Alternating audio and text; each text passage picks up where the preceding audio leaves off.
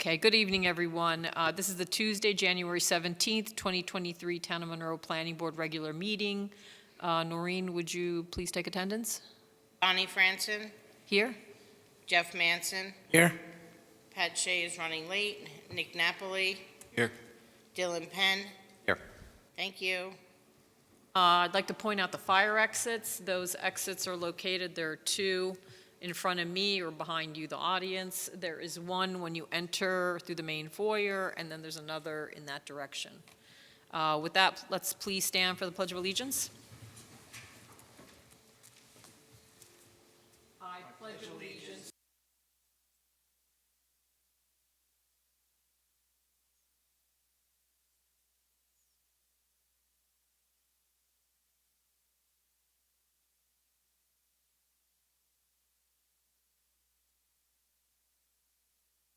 All right, the first item on our agenda is a public hearing for Homeland Towers.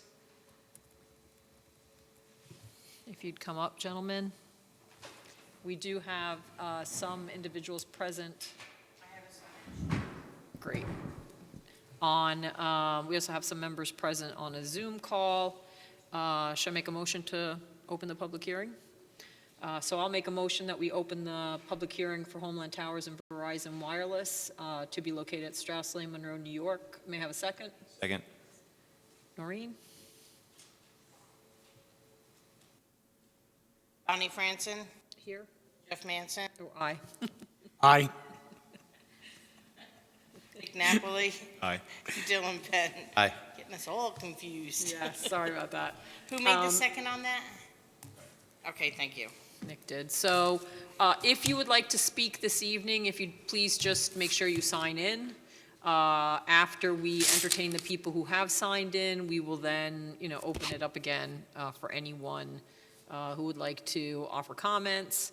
Also, in general, we'd like to keep it to 3 minutes, although I think we have a little bit of flexibility because it doesn't look like we have a large number of individuals here in attendance who want to comment.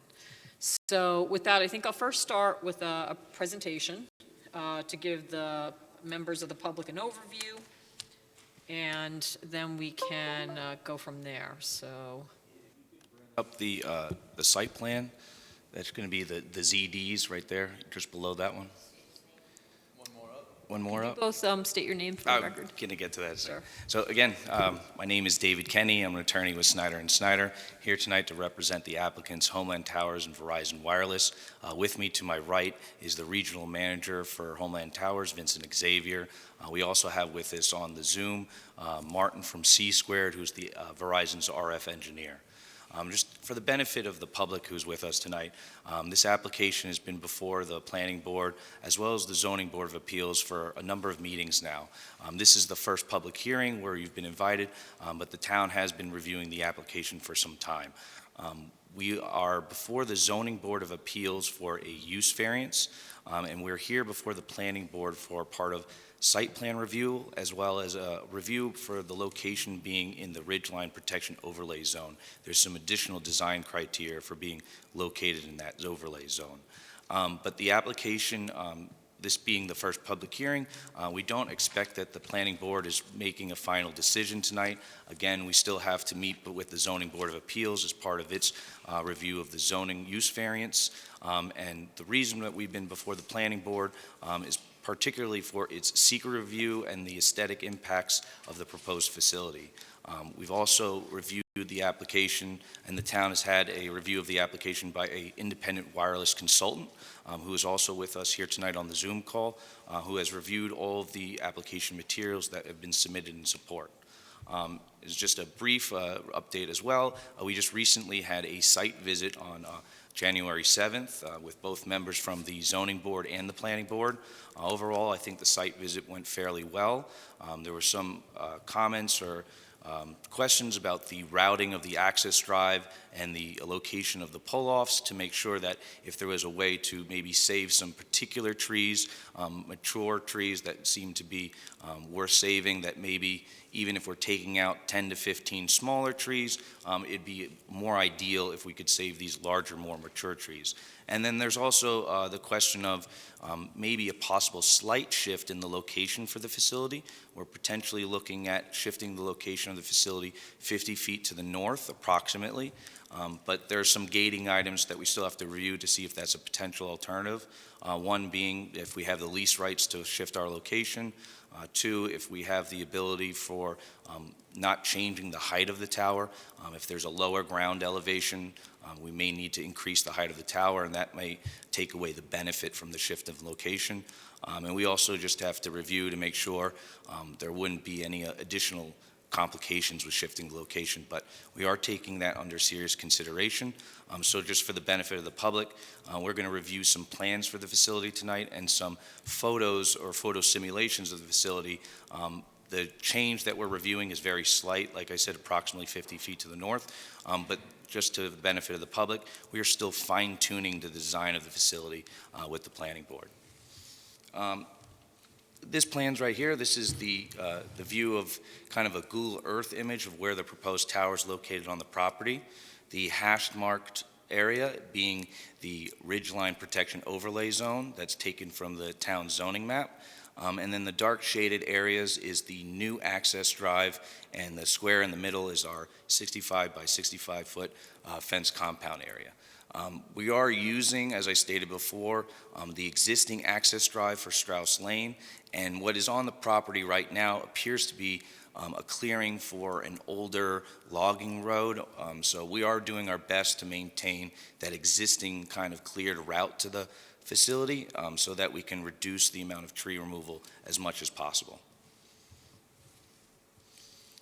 If you'd like to go through, we could go to maybe the elevation page. Elevation? Sure. Let me know when to stop. This one's important too, though. Sure. Okay. One of the benefits, although I did discuss that we're reviewing the potential shift in location, currently as it's situated, the tower meets all of the required setbacks, so there is no need for any area variances for this tower. As I said before, we're before the Zoning Board of Appeals for a use variance, and that's purely because the town in its code has a requirement that these towers be located in what is known as a utility tower overlay zone. Those are very small zoning districts in certain areas of the town. When we get through the radio frequency report, we can better show you where those are. But not being able to locate within those utility overlay districts just requires the use variance. But we meet all of the bulk requirements, so there is no required area variance at this time.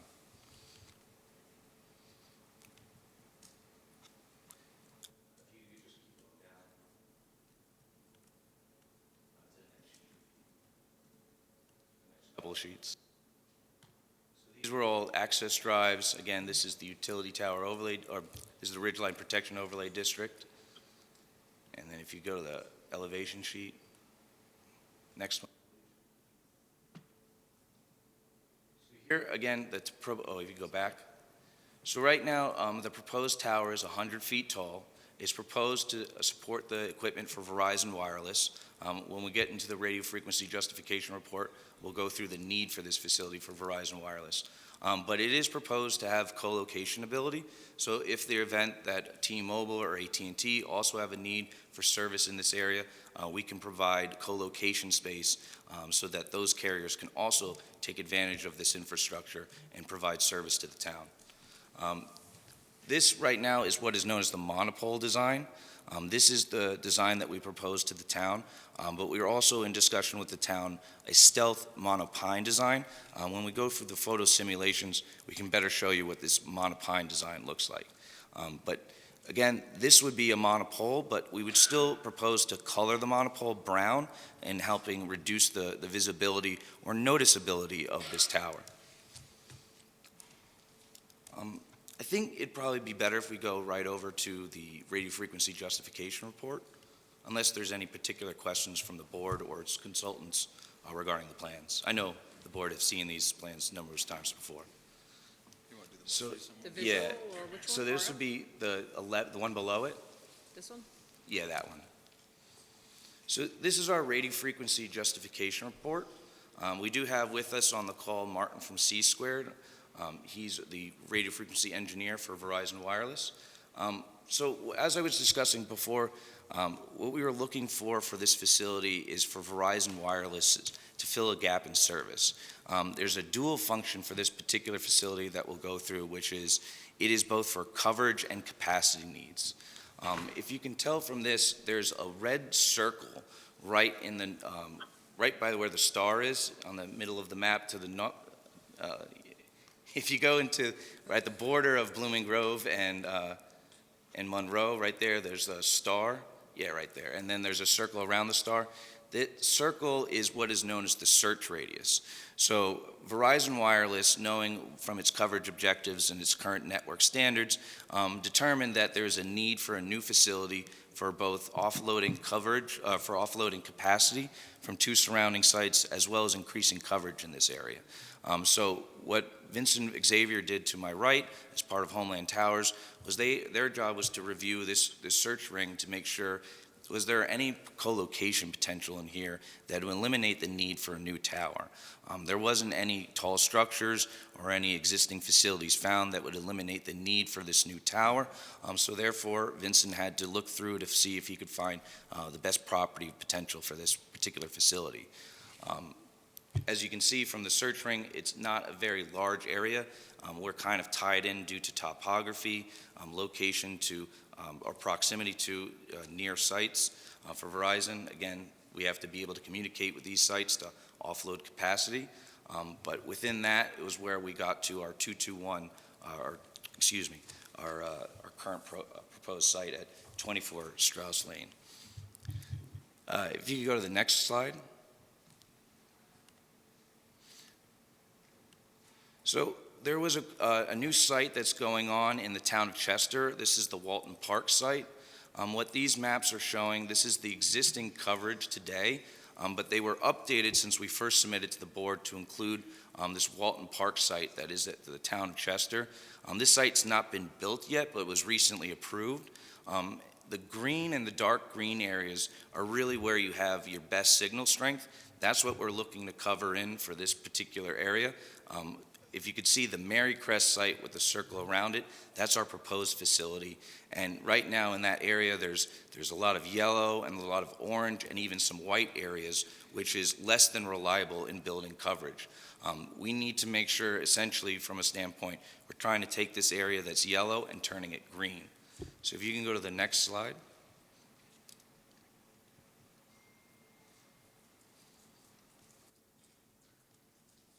As you can see, now that area that was surrounding, that was white, orange, and yellow has been filled in with a darker green color. Again, this is to increase coverage. This is filling in the gaps in coverage in the surrounding area. If you can go to the next slide. Maybe a good chance to identify the overlay districts, the blue circles. Sure. So the blue circles, and we'll go to this as well, that's the Monroe site, and you have the Neptune site. Those blue circles and the one to the north of the town are the utility overlay districts.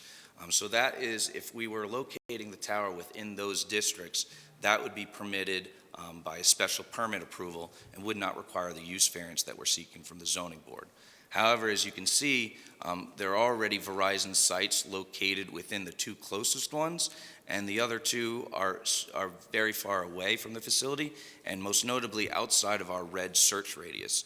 So locating a facility at either of those utility overlay districts would not help benefit the needs for this facility or alleviate the coverage gaps that this facility is trying to cure.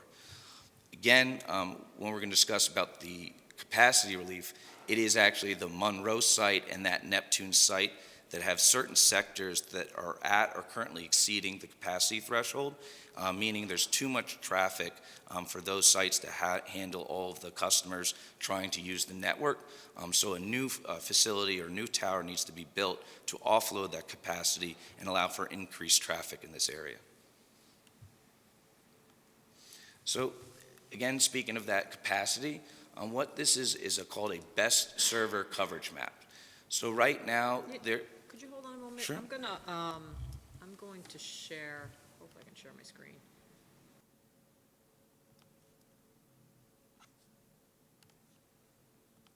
just because we have individuals that are on, and I realize they probably can't see what you're referring to, so. Okay.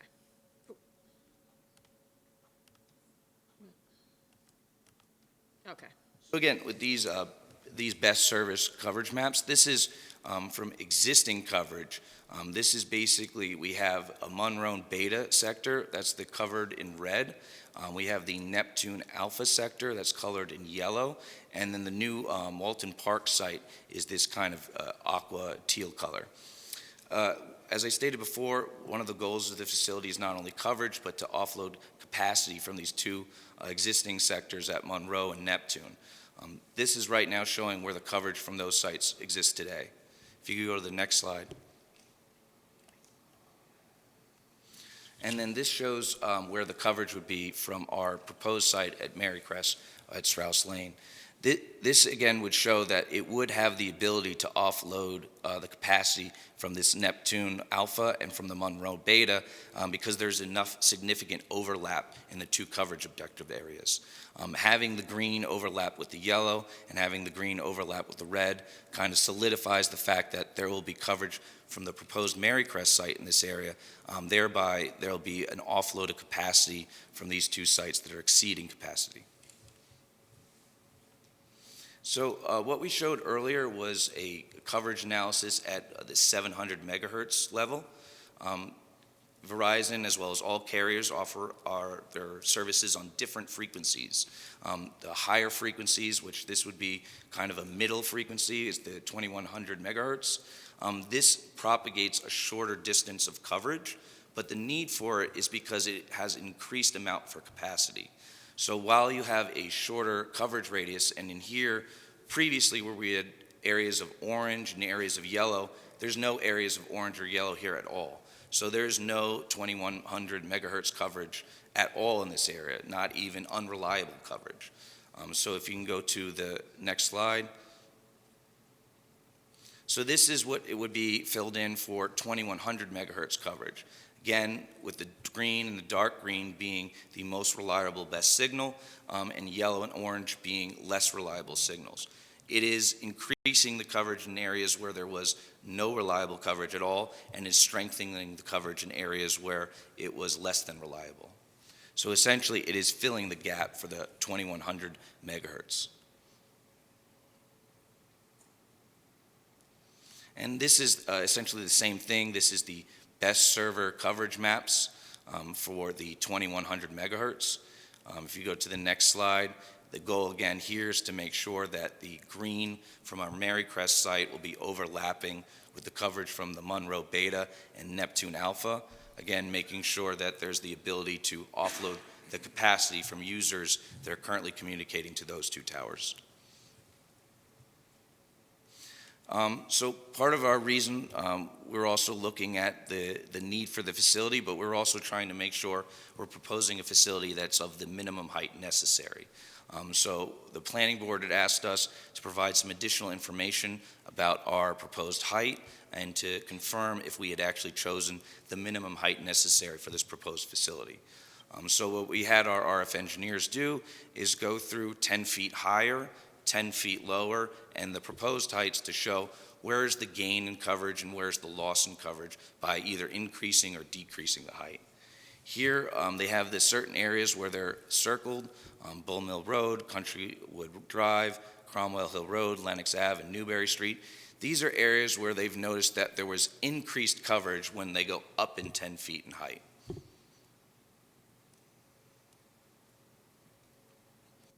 Here, this is our current proposed height. It's a 100-foot tower, but it would be a 96-foot centerline height for the antennas. So there's a little bit of a loss of coverage in these areas compared to the previous slide, but we still have coverage in all of these same objective areas.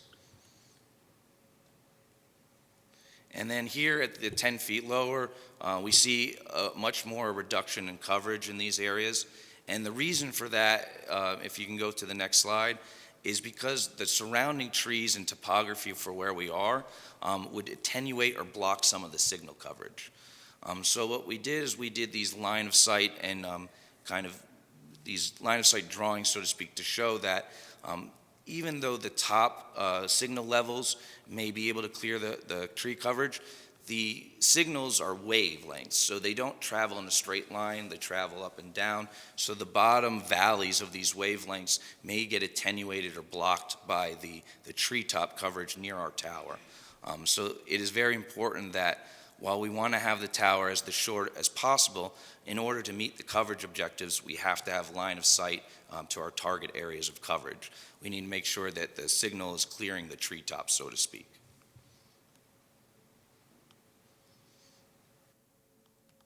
And these were the different heights, the first being the 106.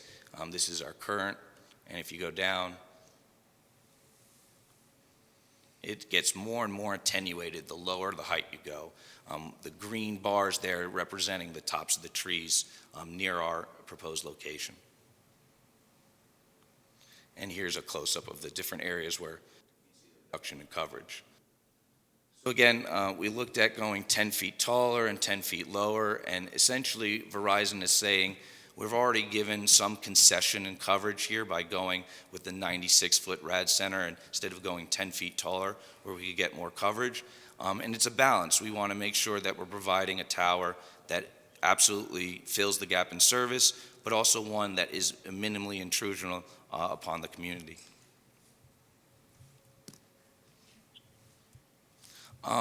So Martin, I know we have Martin from C-Squared on. I know the board had some questions. What I've discussed is very a high-level view of the need for this facility and the coverage objectives. But Martin, could you just briefly explain kind of a little bit more in detail the difference between the 700 megahertz and the 2100 megahertz? Yes, this is Martin Levin, C-Squared, on behalf of Verizon. The 700 megahertz is our primary frequency to use for coverage. It provides our largest footprint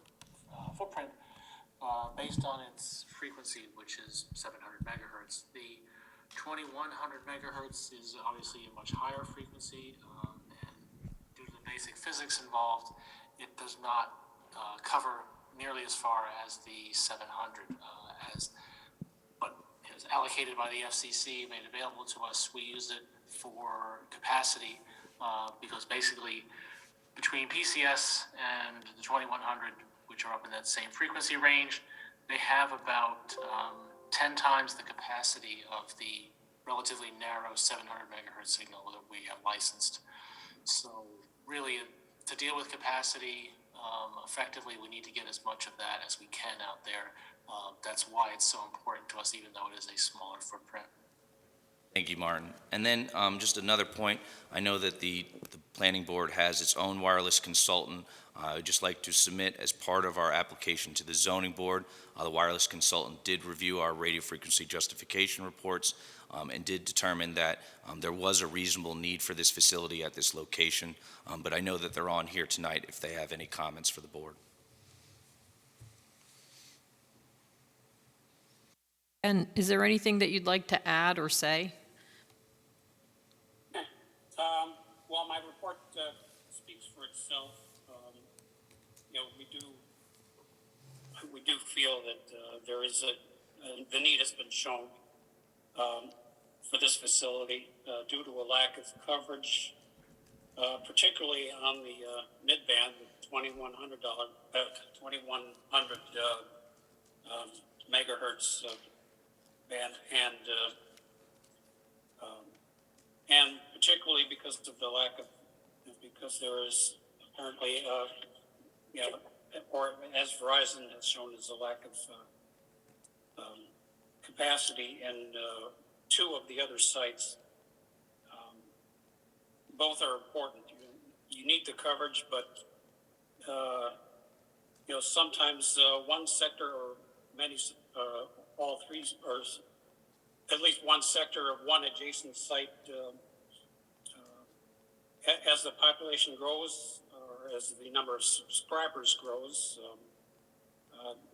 it can't deal with the call traffic as it did before. So not only do you need more sites coverage-wise to cover gaps where there's little or no signal, reliable signal, you need to sort of, for any antenna sector at a particular site that's overwhelmed capacity-wise, there would be a need generally for another site, which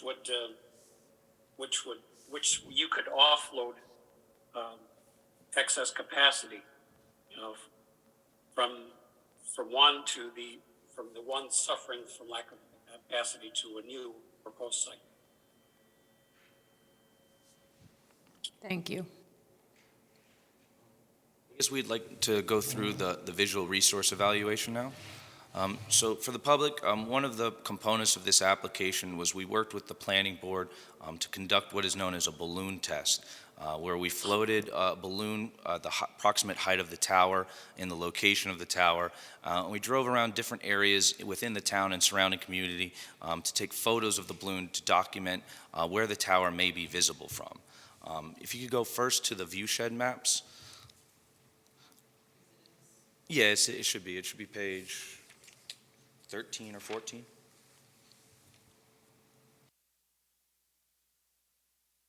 Sure if you had separated It'll it. widen up when it gets to the 11 Okay. by 17. Right here. So this right here, this view shed map is the bare earth view shed map. This is really just to the benefit of those who prepare these types of reports. This doesn't take into account any cover from surrounding topography, trees, or building coverage. So if we go to the next one, I think it's a more accurate depiction of the actual visibility. So here is a view shed map that we use to prepare the balloon test and also to determine the viewpoint locations for where we would take the various photos to document the visibility of the tower. The areas that are shaded in dark blue, those are the areas that it is predicted that the tower may be visible from. Now, it's not clear if in those bluest areas it would be a direct view of the tower, or if it would be a view through trees, or if you would even be visible from your vantage point there. So that's the real reason for going out in the field and taking the photos from the different viewpoints, so we can actually determine where the actual visibility of the tower will be. We went through different viewpoint locations with the planning board, and we were able to put together a photo log that includes photos that were chosen by both the planning board and their consultants. These right here we took some during a leaf off condition this past summer.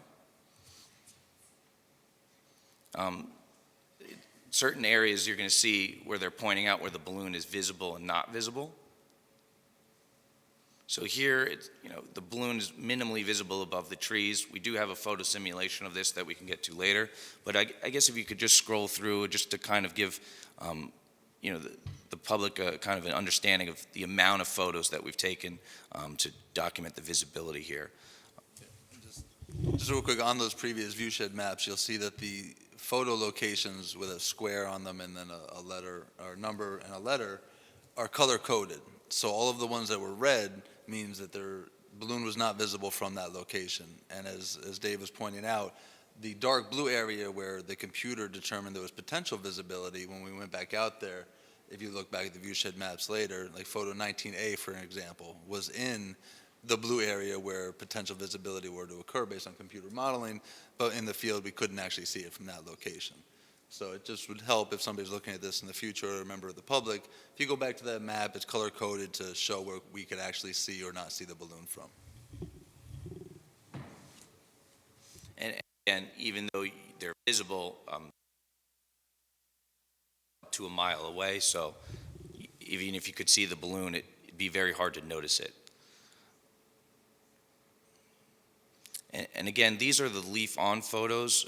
What we'll go through in the next appendix is we also took photos when the leaves were off the tree. This is to simulate the worst-case scenario, the most visible time during the year when the leaves are off the trees and you have more clear visibility.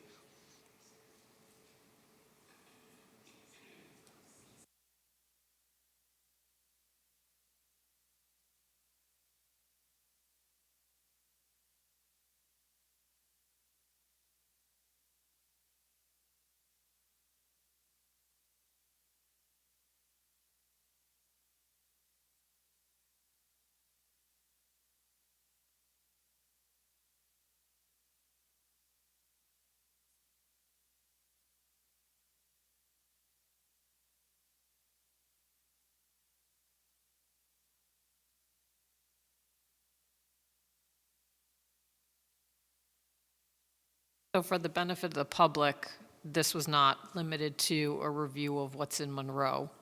It considered viewpoints from Chester, Blooming Grove, or whatever was within the radius. Correct. In fact, the way we looked at the viewshed map, it appeared to be there more visibility to the north of the tower, which would be the side that Blooming Grove is located on. But we made sure to do a 360 around the tower to make sure we were documenting from all over, both within the town and from the surrounding communities.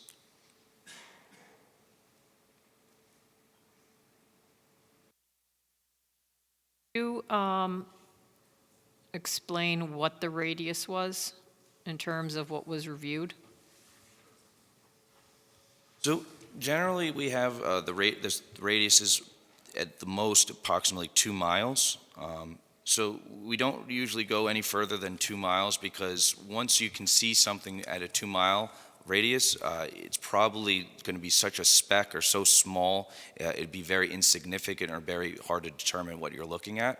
So just from the near how far the naked eye can actually see, usually a 2-mile radius is the furthest extent that you would ever take any photos from a viewpoint analysis like this.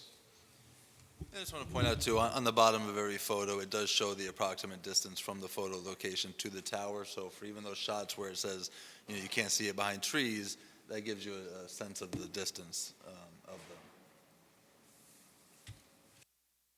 This is Round Lake Boathouse. I don't know if people in the audience can see. Maple Avenue at Patuxent Avenue in Monroe. Clarify, what we're going through now is the leaf-off photos. So these are trying to match within the same viewpoint locations for the leaf-on photos that we were just going through. Park Place near number 107. Penny Court near 15. By doing this, we have the benefit of showing, year-round visibility or year-round conditions. Continental Drive at Cromwell Hills Common. My only reaction to some of these photos, just for what it's worth, is if someone had driven the car another 10 or 20 feet up the road, would they have still seen it not through a tree? This one's actually saying it is seasonally visible through the trees. Right. So we try to document that and make sure we're not just, if we're standing here and stand 2 feet to the left, you could see that. Right. We do have an expert who's done many of these reports before, so they're trying to be cognizant of that. They're using both combination of seeing the balloon, and then during the leaf-off photos, we used LiDAR technology and other technology to make sure, we knew we were in the right location. Old Mansion Road in Blooming Grove.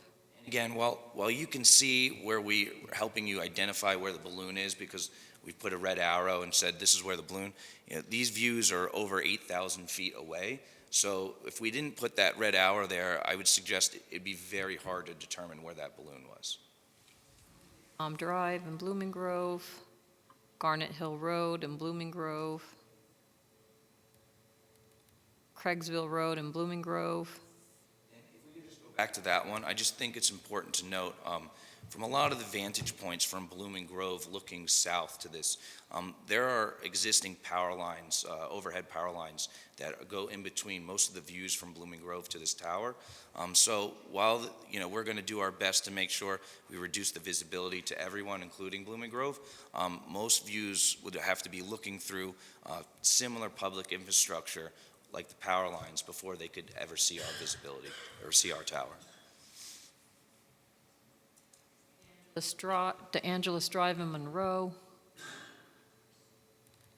Francis Lane in Monroe.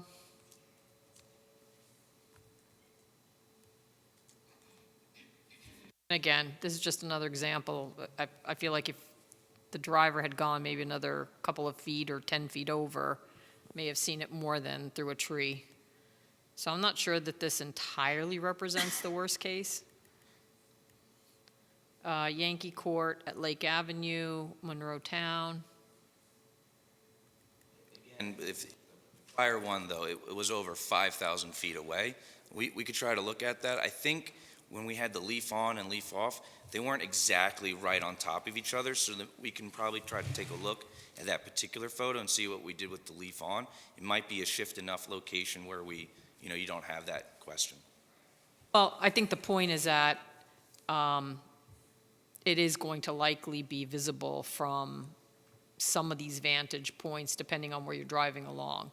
And that's just part of our due diligence and understanding that, so that it's, that impact is considered. Absolutely, and I'll take the blame for that. When the leaf off photos were taken, I did that myself, and there was no balloon in the sky at the time. So I kind of did my best from certain vantage points to show where I thought the balloon would be from. But you're right, if I had been out there and saw the balloon, I wouldn't have intentionally stopped before the tree. I'll see if there's anything we can do about that, if there's extra photos or something. But just know that I took those photos and it wasn't intentional. It's just because there was no balloon for me to use as a reference point at that time. And I think we'll get a better color of what the visibility actually is when we go to the simulations. Here, it's really just to document more of the amount of photos that we took that, while we're simulating only a few vantage points, there were many more viewpoints that were conducted or taken into account as part of this visual analysis. And as I was saying before, as part of the radio frequency report, we can't make the tower invisible, and there is a line of sight technology, so there is somewhat of a need to be above the treetops and have visible line of sight to this tower. A lot of these are taken in Blooming Grove, within the subdivisions there. Here's Bull Mill at Booth Road, Chester. Heidi Lane, Blooming Grove. Quaker Hill Cottages at Cromwell. Quaker Hill Road at Old Quaker Hill Road. Lowry Lane, Chester. Allison Drive, Monroe. That's actually kind of at the base of that hill. Cromwell Hill Road at Cromwell Hill Road in Monroe. All right, so these are the photo simulations. Correct. So as I was stating before, certain vantage points where we took the balloon photos from, what we superimposed and did a photo simulation of the proposed tower in two different alternative design types. The first being a conventional monopole that we're proposing. We think the benefit for having the monopole as a stealth design is it's less mass in the sky. So a lot of these viewpoints that we've been discussing are thousands and thousands of feet away. So by having a less mass in the air, where when we go through the monopine, we'll have to put more stuff in the sky to conceal the antennas. Having less in there and having a slimmer profile may actually reduce the visibility of the tower much better than concealing it as a tree or a monopine design. But this is something for the board to review and decide. So, yep. So right here, you'd have to zoom in to see the tower. So this is where I say this is maybe one of the benefits where that monopole is very slender, it's less mass in the sky. From vantage points of over 6,000 feet away, there may be some benefit to doing less. If you can go to the next slide where we propose the monopine, it's actually a little bit more visible. It's more visible as a tree, but is a tree that's going to stick above the skyline or the tree line a little bit.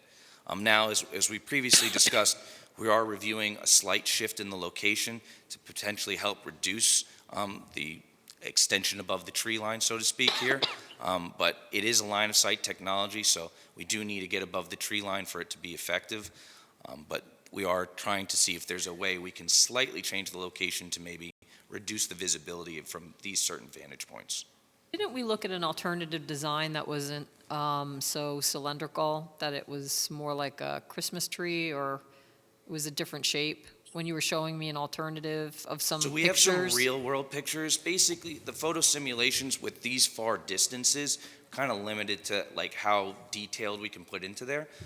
These are kind of accurate of what the tree would look like from this distance. I think what we'll have later is we're going to give you some photos and go through some photos of some real world examples that Homeland has built in the last few years, kind of give you a better understanding of an up close view of what these would look like. So here's one where the top of the tower is right there, just above the tree line. I think you have to go to yeah, it's right there. So you have to go to the previous one to show where the balloon was, but you kind of highlighted it already. So if you see right there, that's where the top of the monopole is. So that one is the conventional monopole design without any stealth tree, and then this one is the monopine design. Here it looks fairly well, but again, with the previous view, with the less is more, it was very hard to identify where that tower was.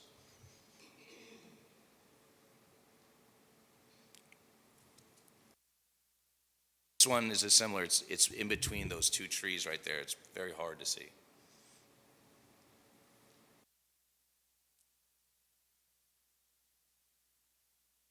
That's the tree.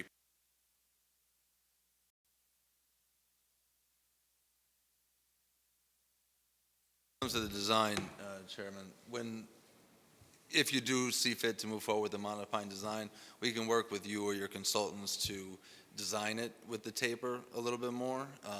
When we order these things, we actually have to choose the branch dimension things. So at that point, and consultants or the building design of the branch.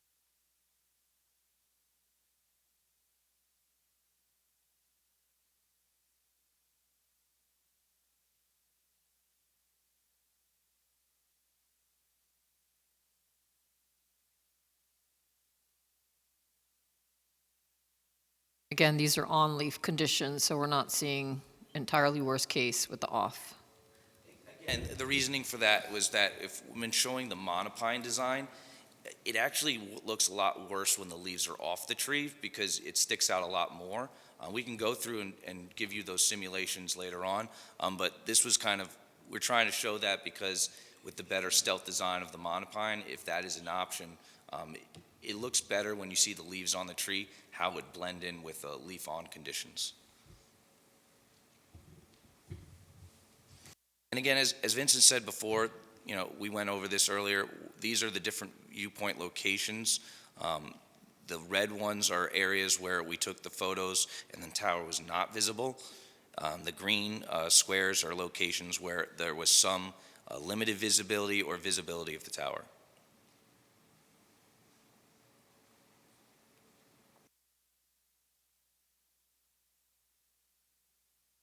This is a bare earth viewshed map. Again, this doesn't take into any account any trees or any building coverage that would block views. This is really just for the person preparing the report so that they can know where to kind of take different vantage points and kind of help them cover what the land cover viewshed map is going to look like. I think there's one thing that, just to explain, this map here has locations from which photos were taken. And you could see that the radius around the site is larger than the next map.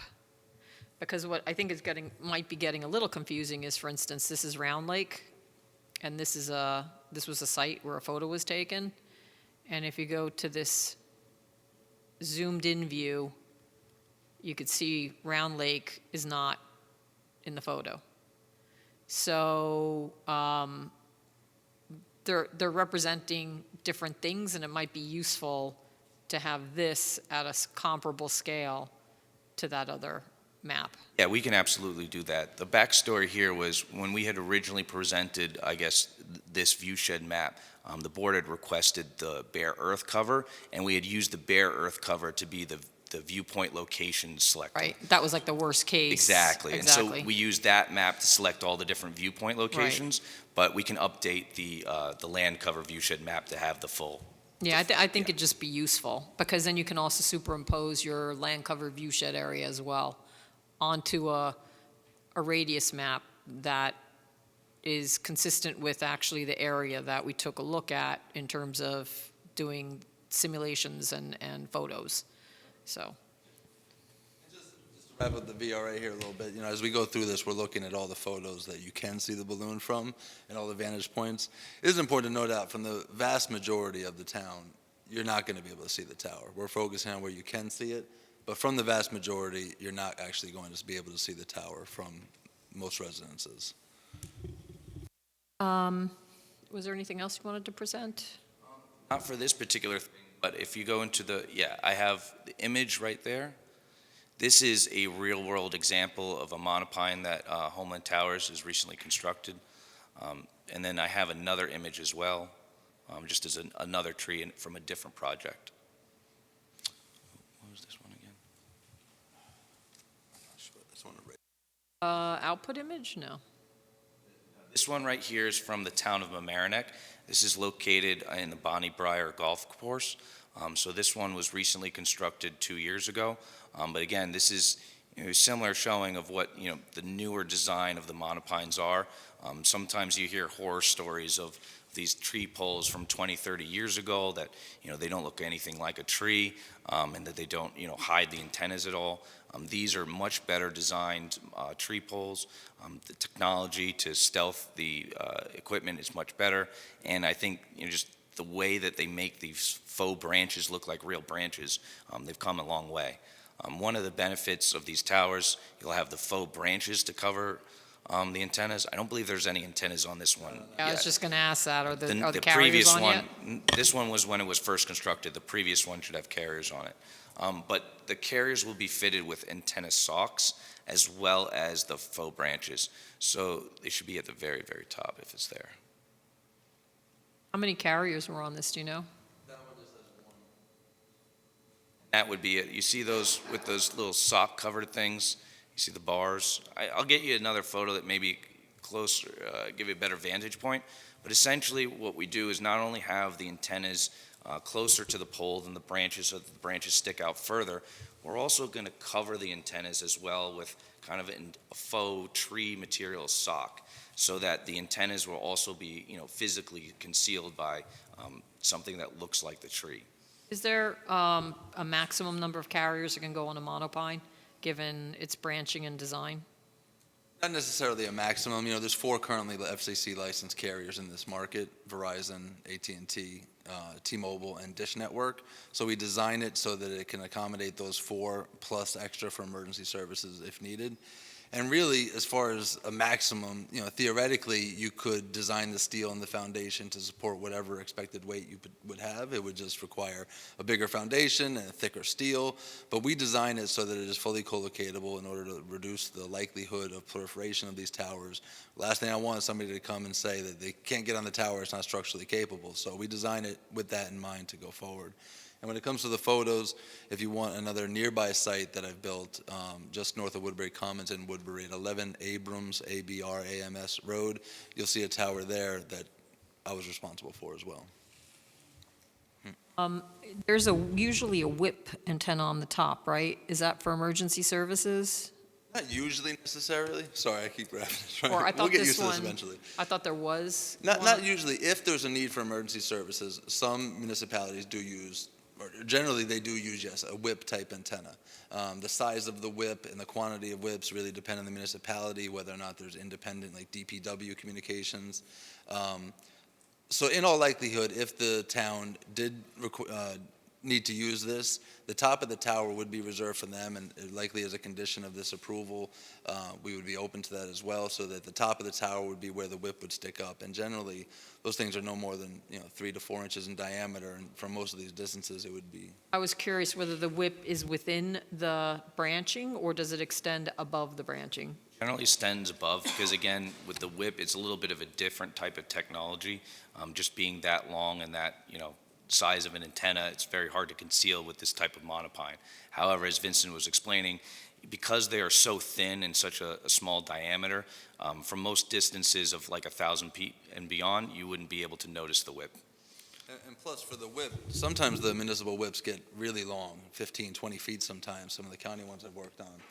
And if you had them under the top of the tower, that would be 10 to 20 feet of space on the tower that you could not lease then to a carrier to use, which would mean for the tower to be effective and be able to be used by all 4, you'd have to have an even taller tower, where the trade-off between having that taller tower just to hide the whip versus just putting the whip at the top, it really doesn't play out well for that. For the benefit of the public that's here, I think it'd be useful to cover two items. Then we'll ask planning board members if they have any quick comments, and then we'll go to the public hearing.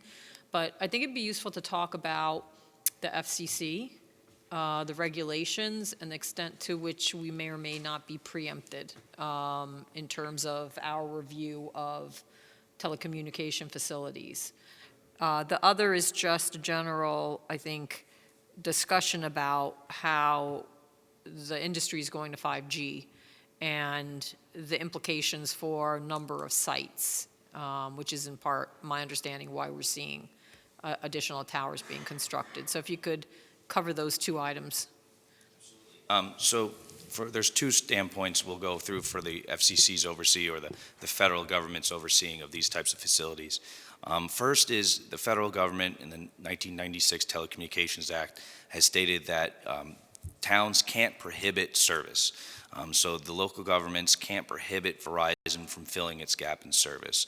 So there is a requirement that once Verizon Wireless shows that it does have a need for this facility and that it has a gap in service that it needs to fill, there is a requirement in federal law that no decision by the town can result in a prohibition of service for Verizon Wireless.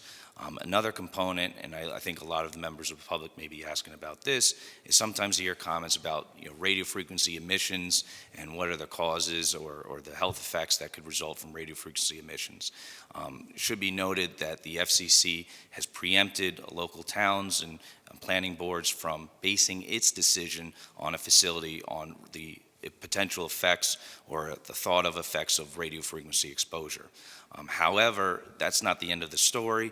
Applicants like Verizon in all of their applications make sure to provide documentation that shows that even under the worst case scenarios, full build out with all operators operating at max power, that the facility would still be compliant with the FCC's threshold level where it deems safe radio frequency emissions.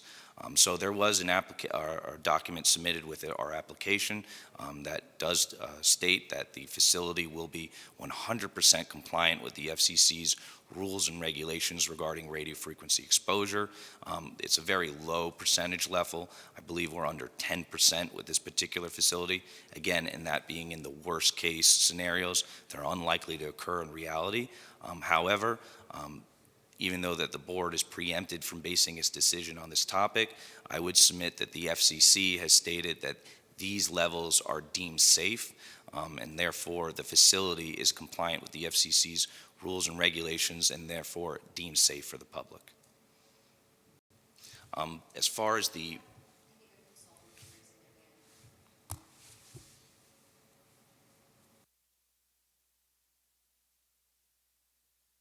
Anthony, did you want to add something? I think he's muted. I don't know. Yes. There he yeah, is. I'm here. Two quick things. One, to reiterate what the applicant's counsel just said. Other than to clarify, it's not only the FCC, it's Congress. 47 U.S.C. 332 is where the provision says a local government cannot prevent the deployment based on perceived health effects of RF emissions.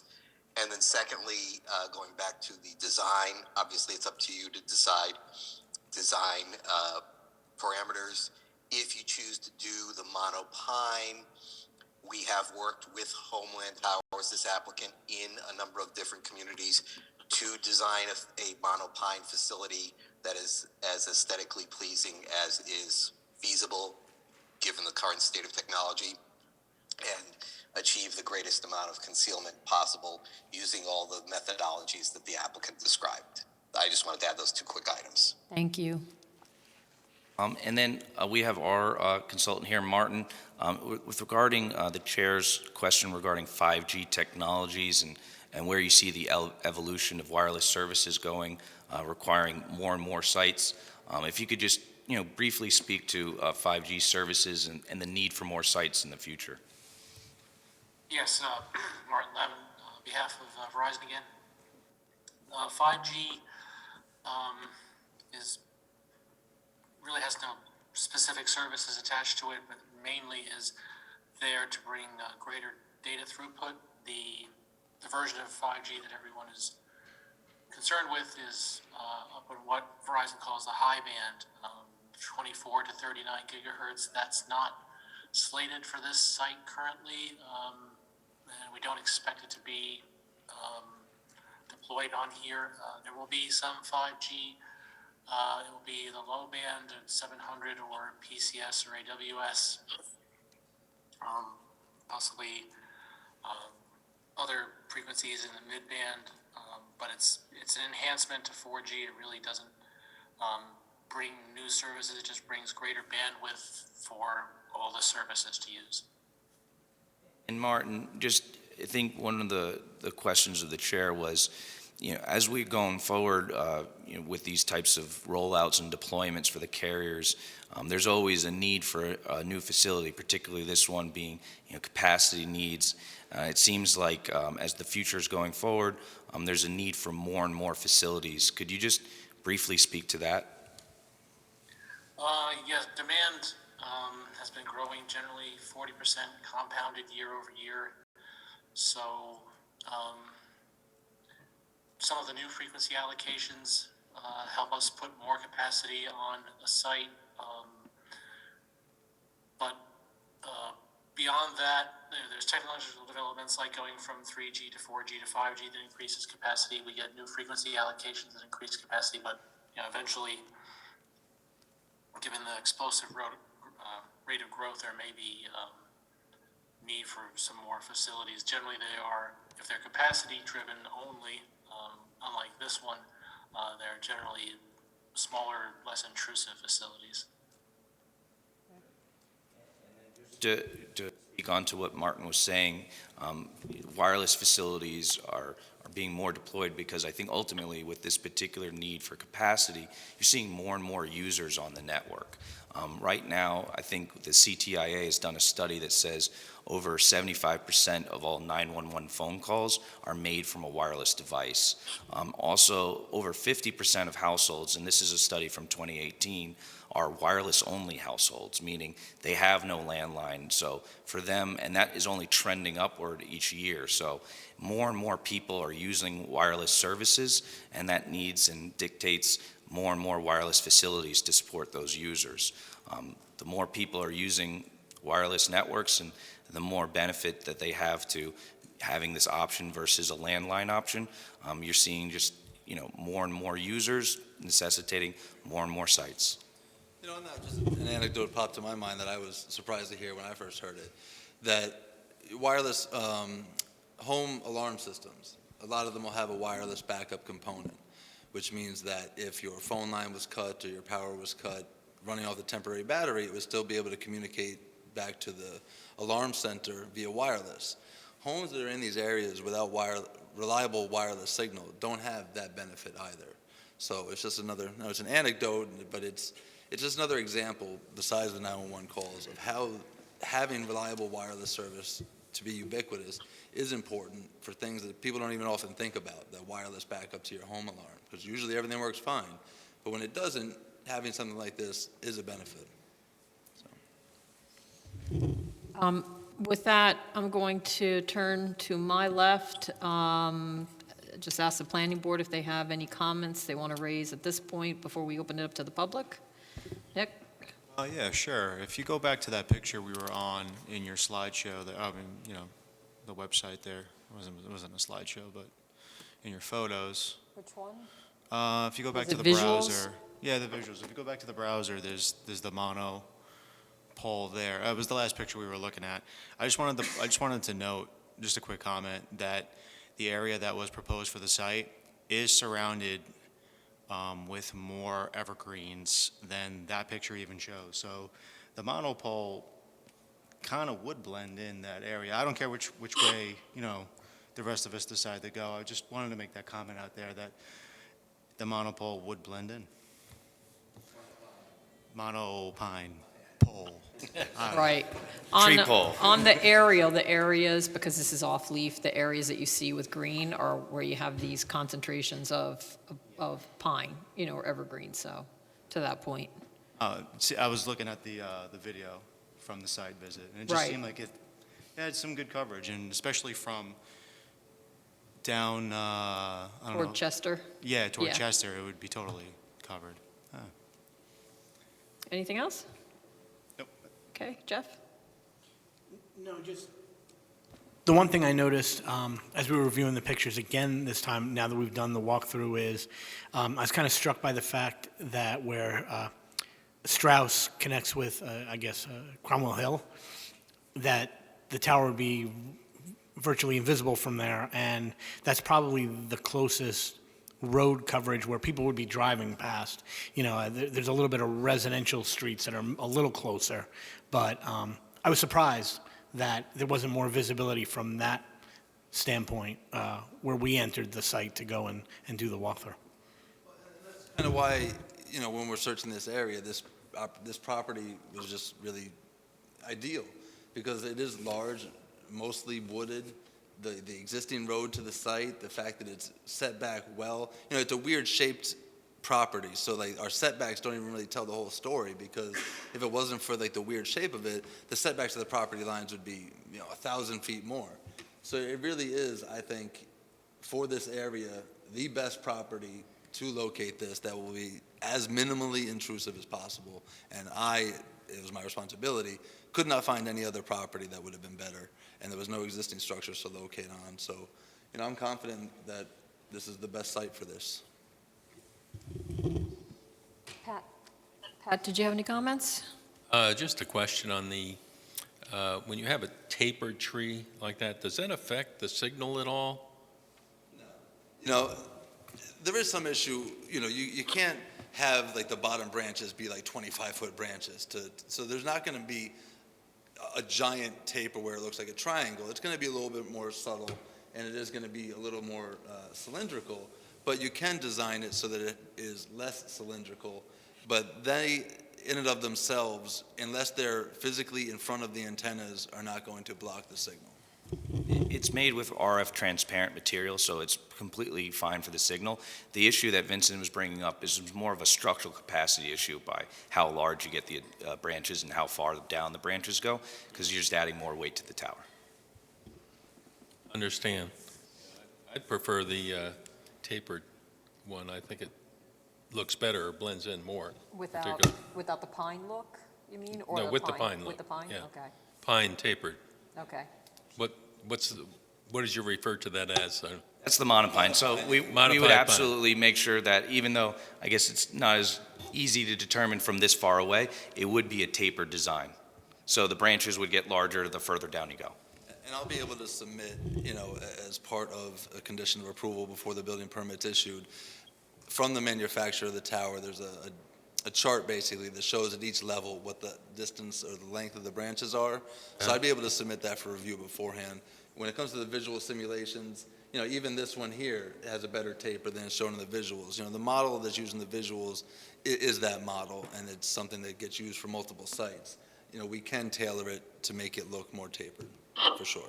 Thank you. Dylan? do. So I absolutely believe you feel that's the best location for the install because you're qualified to say so and you have many installs. I do not have similar qualifications. I got excited when you mentioned you leveraged LiDAR technology to develop some of this visual assessment report. I was a little disappointed when I didn't see what LiDAR has the capability to provide, and each of those geographical locations we want reference points from could be assigned a VIS, or a visual impact score. And that removes just a little bit of subjectivity in these reports and allows review boards like us to objectively say that's the best score based on location, and allows us a little bit more of a collaborative effort in assigning a location and to the public to say this is the lowest visual impact score possible based on the technology we have versus the pictures we have today. It's something we can absolutely look into. That's very unique. That's not something we've done before. Aesthetics are just naturally subjective. Yep. You know, someone might say they don't mind this view, and someone might say for a completely same reason or a different reason that they are wholly against that type of view. We could try to make it to be more apples and to see if we can get it to be more of a standard line, but at the end of the day, the tower has to be visible from most vantage points so that the line of sight technology works. A way of trying to develop a score for it, I'll see if there's something we can think of and come up with. I think what you're getting at would be a comparison between two potential sites that would each be assigned a score, and then you can decide which site was better. Is that correct? Not even just two. Yeah. You're able to make it a dynamic movement to a point where you have the lowest, it doesn't have to be the lowest visual impact score or the highest performance.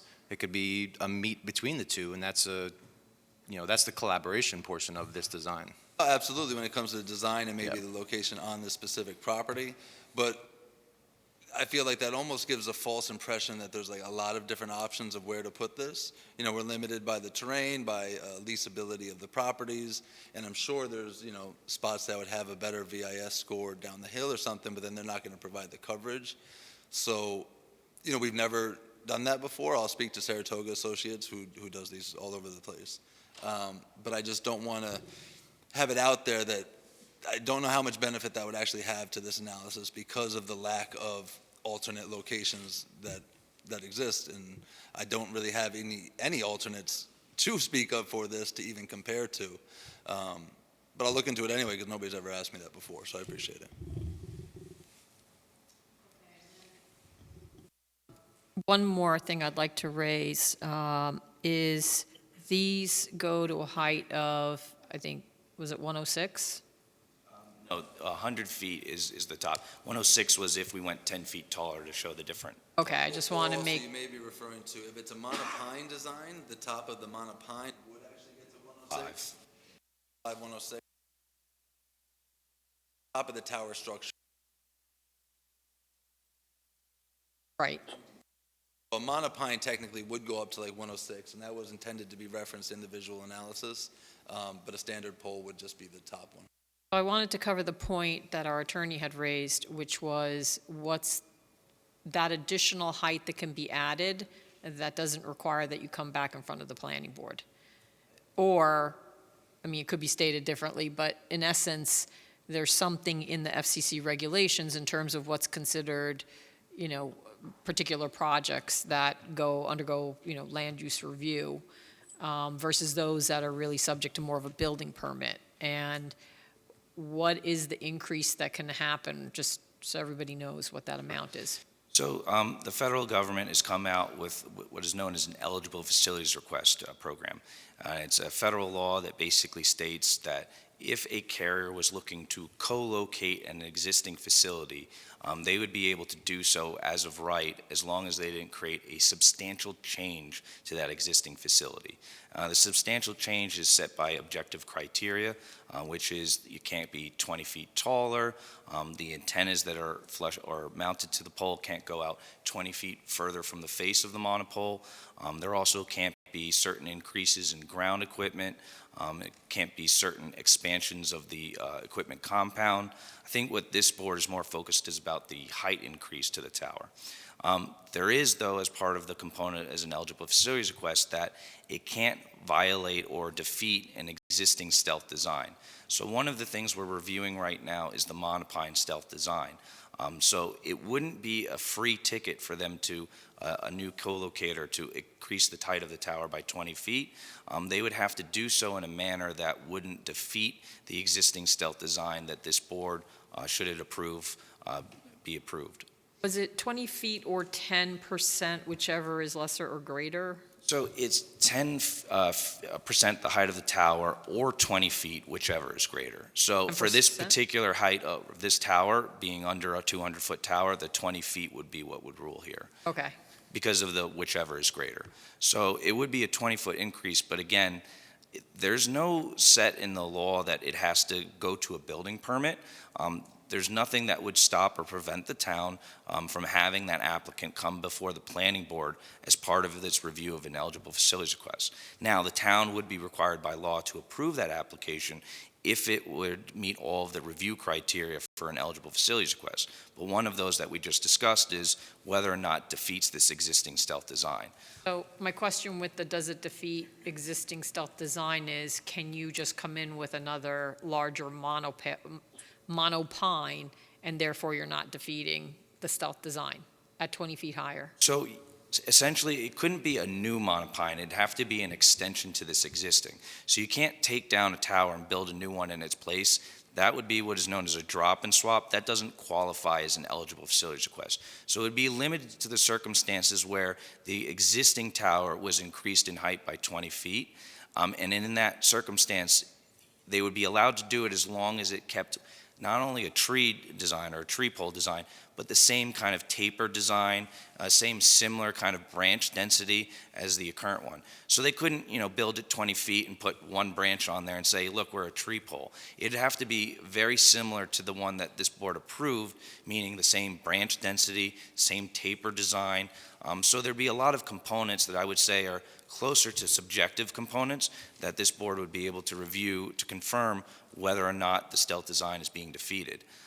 I think that would be one reason to make sure that a future co-locator, if the monopine design was chosen, that future co-locator come back before this board and a review be done to make sure that the existing stealth design is not defeated.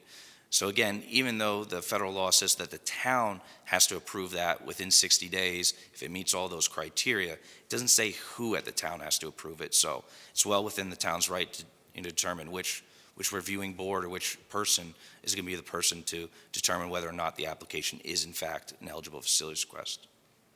Thank you. Sean, Ashley, anything you want to raise at the moment, or should we go to the public? We're good? Okay. I would like to make a comment. Ben, this is Ben. Okay, Ben. Yeah, just, our report from July, predates the knowledge of the Walden Park facility, which Verizon just applied for, I believe, or perhaps was granted by the town. That's in the town of Chester?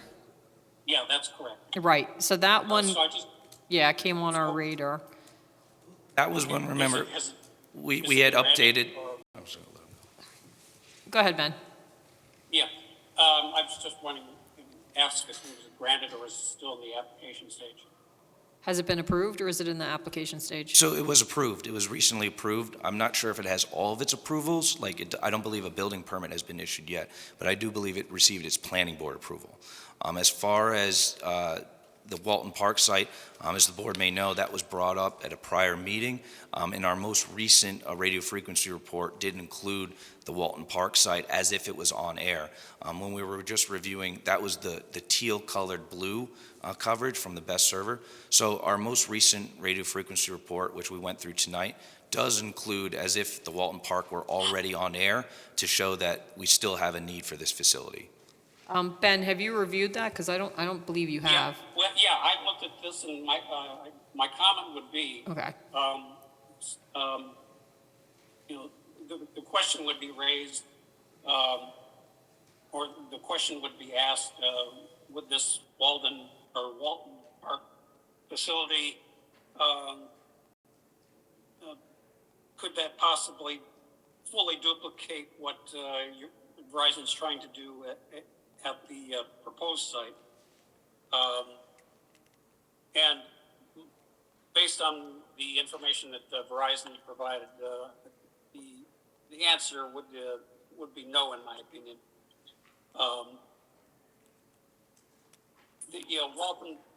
Walton Park would provide additional capacity for the Neptune facility to the south. But it would not provide, according to Verizon's maps, it would not provide any capacity relief for the Monroe Verizon site to the east. And looking at the maps, the best server maps from Verizon, the coverage areas of each one of those, Walden Park and Marycrest, the proposed site, they're pretty much separate coverage areas. Each one of those sites, the proposed site and Walden Park, would pretty much cover their own areas. There's some overlap in the 700 megahertz band between the two, but on the 2100, the mid band, the 2100 megahertz band, the two service areas, Marycrest, Walton Park, they would pretty much be separate. There's very little overlap between the two. And Walton Park, while it would provide some capacity relief for the Neptune sign, it would not, as it appears in the maps, it would not provide capacity relief for the Monroe site to the east. However, Marycrest, the proposed site, would provide some capacity relief for both. That's it. Thank you. All right, with that, we are going to open it up to the public. If you came in a little late, there is a sign-in sheet that Noreen has, so if you would sign in if you want to speak and you haven't signed up, please do. But we will start with the first speaker. I just need someone to, there. I turned it off, so. Yep. No, we have it there, we have it. George can see us too.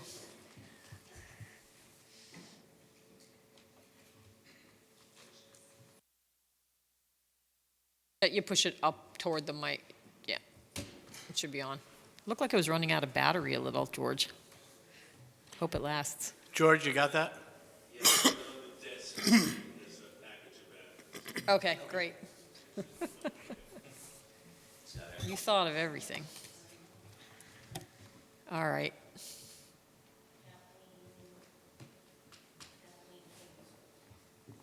Kathleen King, please.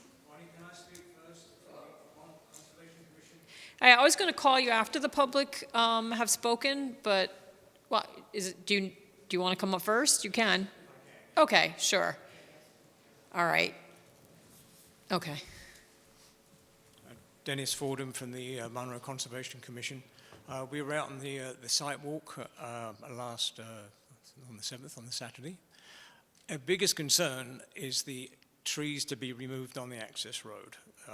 Something in excess of 100 trees, larger than the 6-inch diameter, significant number, 12 inches and more in caliper. When we were out there, it was very difficult to really see the alignment, and I think we all agree that there will be some refinement on the alignment, and when the next time you go out there, to clearly decide where that alignment is so that we can identify trees that, to the best of their ability, can be preserved. So that's our main point. Some, 500-600 feet of Woods Road? Right. Something like that, yeah. Yeah. After we allow the public to speak, I was just going to bring up a couple items in terms of that site walk and some of the things we asked for that I recall. So I just wanted to make the point about the okay. Thank you. Thank you. Thank you. All right. Who's first? Kathleen King, please. Just again, state your name for the record and your residence, property address. My name is Kathleen King. I live at 303 Arlen Road in Monroe. I live at Cromwell Hill Common condominium, which you had up on the board for a while. And I just want to say that our cell phone service is terrible. Most of the time I have one tower, that's all. So we have poor service, drop calls, failed calls, a lot of static on the line. And my real concern, and other people where I live, and some who are here tonight, is for people who live alone in a condo and have an emergency, and this happened recently to a friend of mine, and try to call out and they can't. And I'm going to be brief, but I think you realize how serious that is. It could be really tragic, and we have a lot of seniors who are in that position. So I just want to ask you to keep that in mind when you make your decision, that we feel that we really need this. It's, you know, it's not just something that we would like to have. It's a necessary part of our existence there. And our biggest fear is that, in the worst case, a cell phone user might not be able to get out and not get emergency help. That's all. Thank you very much. Thank you for your comment. Noreen?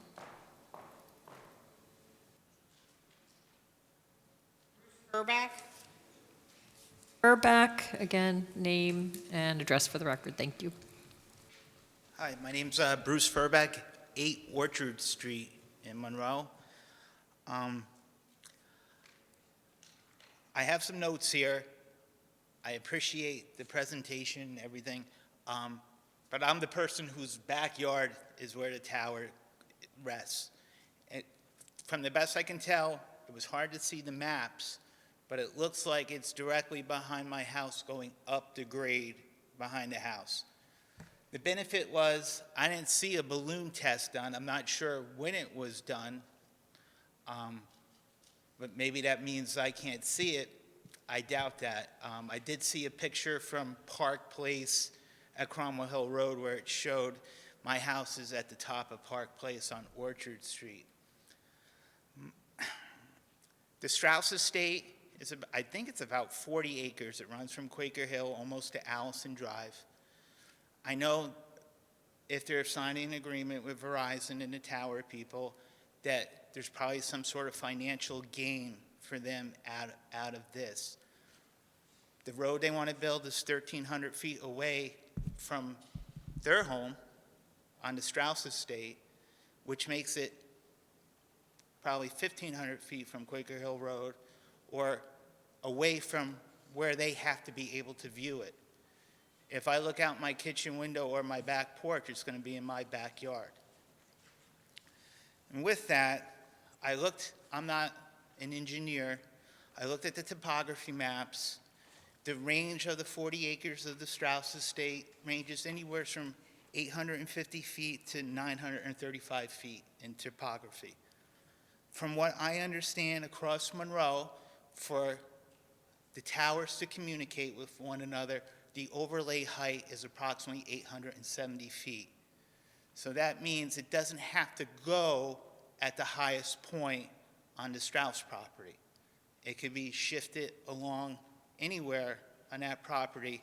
If they're putting a 100-foot tower, whatever their engineer reports say, I'm sure there's a way they can make it work that it doesn't end up in my backyard. I understand there's a need for a tower. It's regulated by federal law. It sounds like the federal law is almost 30 years old. It probably needs to be updated to start protecting some sort of people. I live in a residential area. I never thought I was going to have to worry about a cell tower being placed in my backyard. Plus, there's this other law, and I guess maybe it's going through the ZBA with a ridgeline overlay protection area where this tower is proposed to be. Those are the kinds of things that are in place to protect homeowners like me from things like this occurring to us. And if we're going to change the law or bend the ordinance so somebody can make profit and Verizon put a cell tower there, I just don't think it's fair. With that, things that, we heard all about frequencies and 21, whatever, megahertz and things like that. What about the simple things? It's going to be a 2,500 square foot compound. I don't know if there's a building actually proposed to be there, but it's going to have electrical service brought to it. It's going to have a backup generator. Now that backup generator, if there's a power failure, that's going to be a noise that I would have to contend with. And at times where I live in Monroe, we've lost power for 8 or more days. And everybody uses generators now, but I'm sure that's going to be a loud generator. With that, it's going to need some type of fuel to propel the generator. If it's diesel fuel or if it's gasoline, what's going to be there to protect me as a homeowner if there's a tank failure? Because my water well rests below that property line. I'm not a property owner. There's other property owners in between the Strauss property and my property. But these are all concerns that I have when you think about stuff like this. Cell service is a great thing. I still have a hard landline when I need it to dial for emergencies, and I'm sure most people still do. And I'm not trying to prevent us going forward with technology to benefit Monroe, but these are things that could have negative effects. If I have a cell tower, I know I'm probably over to 3 minutes, I'll make it real quick. If I have a cell tower behind my house, I'm sure it's going to affect the resale of my house. Who wants to live when you have a monstrosity behind your home? These are things when I built the house 15, 16 years ago that I didn't think about that could happen to me.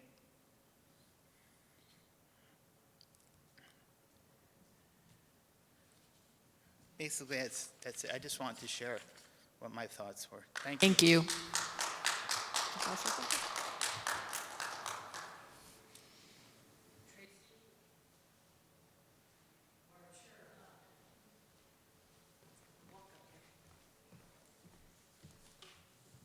Can you hear me okay? Hello, I'm Tracy Hsu. I live at 94 Pickerel. I do not live in the vicinity of the project. I came tonight because I was following the other cell tower in Chester, and I didn't come very well prepared. Prior to this, I just saw it on Facebook. This public hearing was tonight. So I wanted to hear what your review process, and did it include the one in Chester, your studies? I also came with a question procedurally. I don't know if you hold your public hearings open for more public input or extend it for written comments if you close it tonight. And I say that because many a times people do learn about it, a public hearing, after the fact, if it's reported on in some other social media or in a newspaper, and I don't know the distance range that are notified of the hearing, if it's 300 feet, 500 feet, but something like a cell tower is obviously could be visually impacting people beyond that. And I know you said you did a balloon test, and this was a problem also in Chester, is that the public wasn't made aware, but I think you may have made a notice, I'm not sure, but do they go to the people that live right there at the very least, so that they could come and tell you what it looks like from their backyard, that they'll be on the lookout. In Chester, it was there for like a half a day. And so I know you can't object to a tower based on, health impacts, but say there was a significant visual impact to the neighbors, how will they provide evidence of that if they don't know to be looking out for the balloon?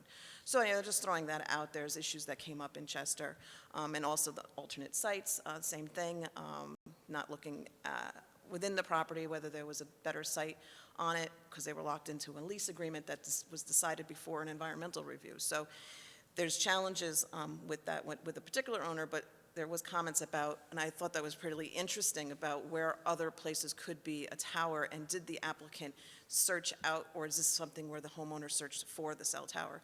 I thought by law you had to have proven that you've at least looked for other locations and provide that evidence of that. The other thing I wanted to mention, I think the previous speakers had a lot of the points that I was going to come here and ask about from having learned the questions and concerns from the last project.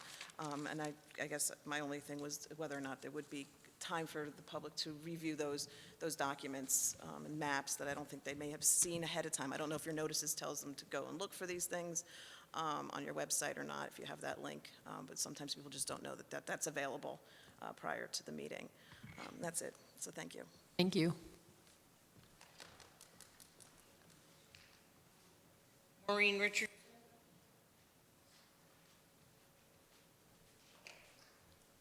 Hi, Maureen Richardson, Harriman Heights in Monroe. Yes, I want to thank everyone for doing such a great presentation, because it's obvious that everyone has done their research and tried to address as many citizen concerns as they could tonight. It is really disappointing that in order to benefit, our cell service, and it's a known problem in Monroe. I mean, I basically didn't leave my house for a day, and I somehow got a call and a voicemail that I didn't receive until 24 hours later, even though I'd been basically in the exact same location, and it popped up as, oh, you had a missed call from, 4 p.m. yesterday. So it's an interesting phenomenon in Monroe, and I'm sure that our topography doesn't make it easier, but when you hear residents having to struggle with having modern amenities, as well as having a peace of mind in their home, and, you have to stand up and make sure that everyone is doing their due diligence as much as possible. I did want to just point out the issue with those photos. I agreed that it was sort of incidental that it was through the trees, or maybe the person taking them could have walked further, and we probably would have seen a very different angle, and I think that it will be more visible from closer up. I did see or notice a lack of photos from, say, Furbeck property, like people who would be very close to it.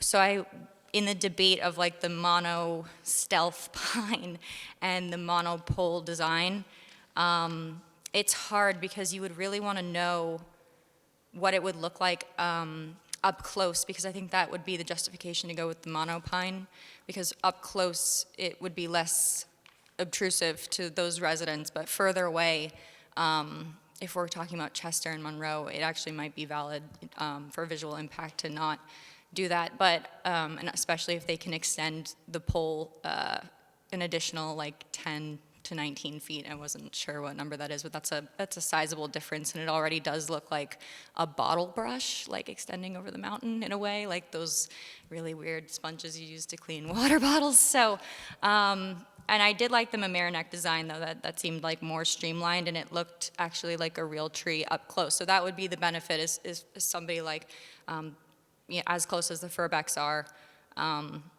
would maybe minimize impact to them visually and from their yard.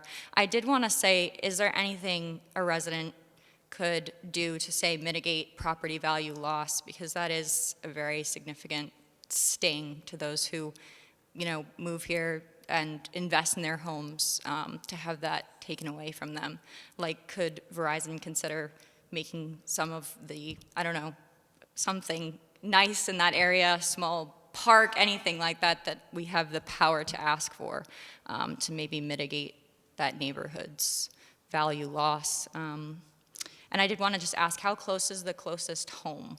And could we get more photographs from the close perspective, so that we can better evaluate whether we want the monopole or the tree design? Thank you. I think we'll go over it all at the end.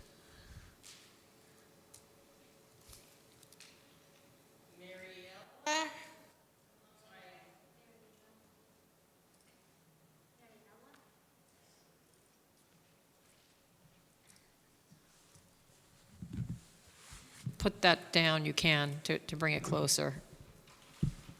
It seems to be high for...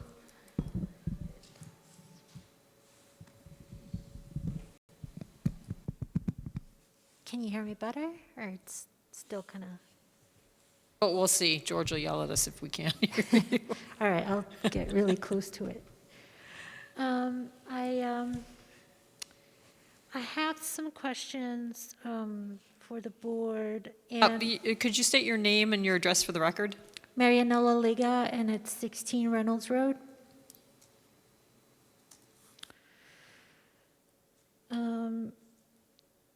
Okay, I just also want to make some comments that I didn't hear anyone mention the effects on the living organisms in the area, remote area.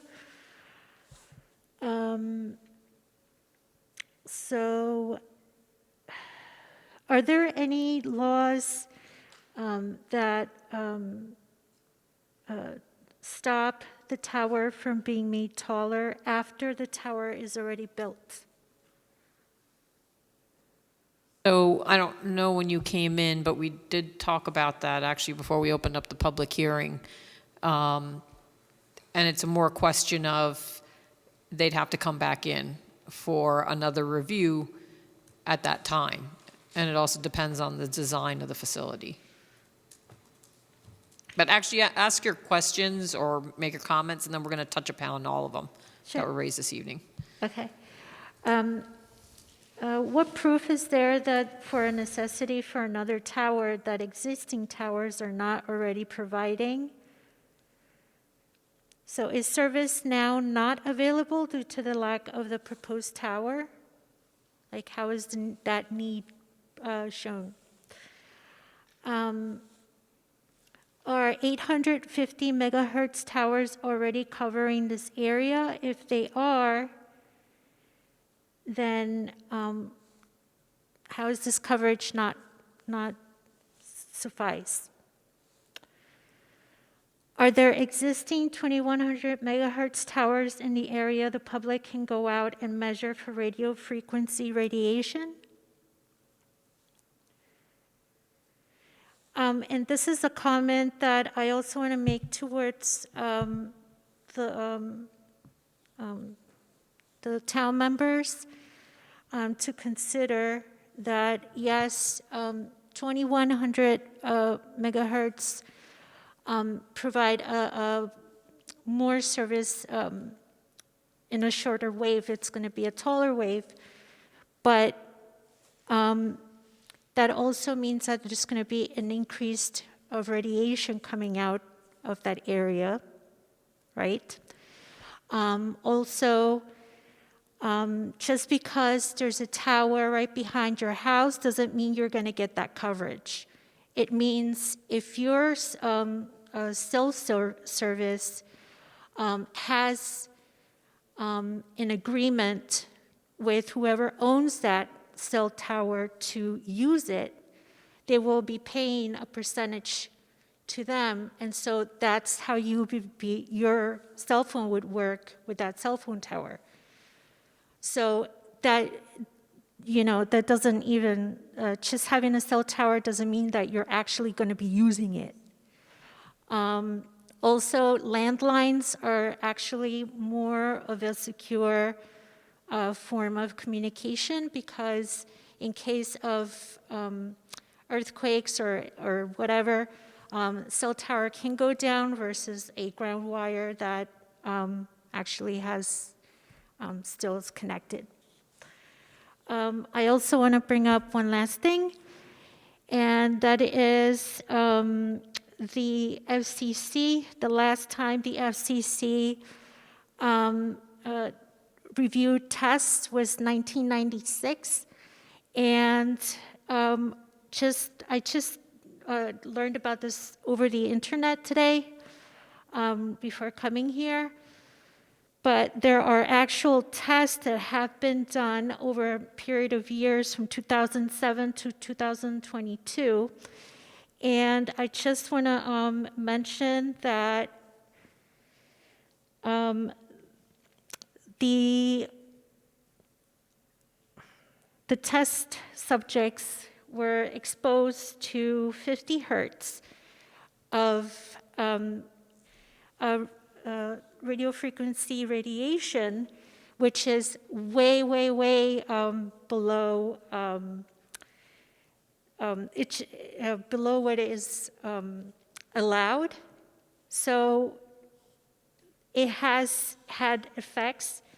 For one test is just stating from what from the papers that the results that I have in front of me that I downloaded from the internet.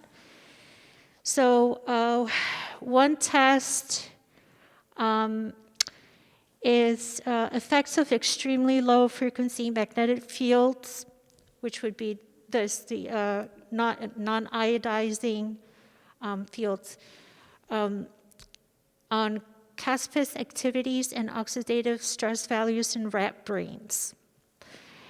In conclusion, apoptosis was not changed by the long-term or ELF MF exposure, while both 100 and 500 UT ELF MF exposure induced toxic effect in the rat brain by increasing oxidative stress and diminishing antioxidant defense systems. That's one test. Another test, it's on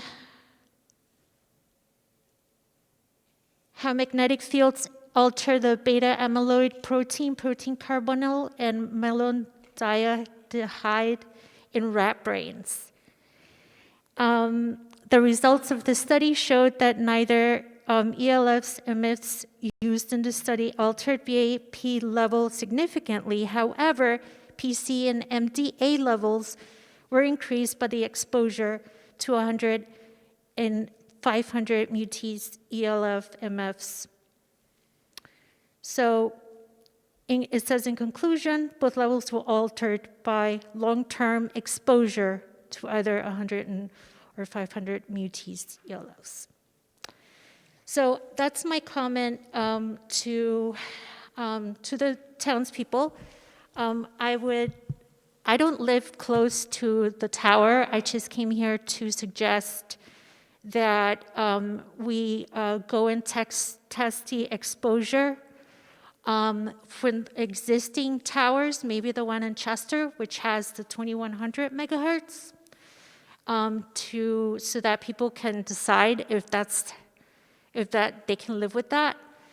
And yes, also there is a growing need, just as they mentioned, there is a growing need for more and more facilities. And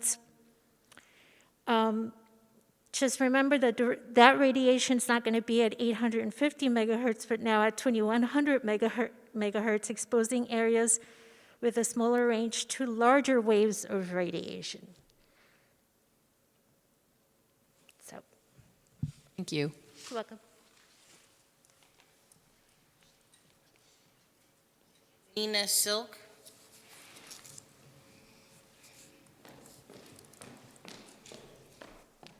Good evening, everyone, and thank you, gentlemen, for your wonderful presentation. I live at Mic up close. Sure. Thank you. You can also take it off if it Okay, helps. is this better? Yes, good. I own property at 13 Old Quaker Hill Road and 19 Old Quaker Hill Road, and I am directly across the street from the Strauss estate. So my question first is, I did not notice any pictures that were directly across the street from the Strauss estate, into our street. So I am the first house on the corner there, and then I have the second house. So I don't know what visual impacts that would be on my property. And to add to which that I am a realtor, and certainly if I could see that, that certainly will impact the value of my property. So that is my first concern. The second of which is that we are in a residential area, and I don't know what construction would be going on and what kind of going in and out. And since we are in a residential area, now we're in a quasi-commercial situation here, so I don't know what the ongoings of traffic would be going in and out of that site, and how also that would impact my property. And those are my two concerns. Thank you. Thank you.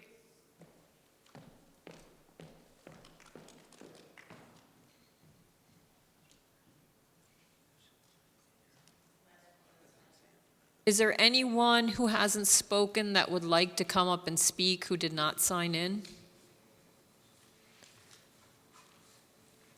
Okay, I don't see any hands, so what we're going to do is, would you like to respond to some of those comments at this time? So I'll try to briefly respond to some of them we heard tonight, but we're going to be before the planning board. We're going to be before the planning board. I don't think it's on. Yeah, there you go. Here we go. Technology. I'll try to be brief and respond to some of the comments we heard tonight, but those that I'm not able to respond to tonight, I will try to respond to at our next meeting with the planning board. We are aware of the bad service in the area, and we appreciate the comments dictating or solidifying that there is actual users in the area that are experiencing the poor service that we've documented in our radio frequency justification materials.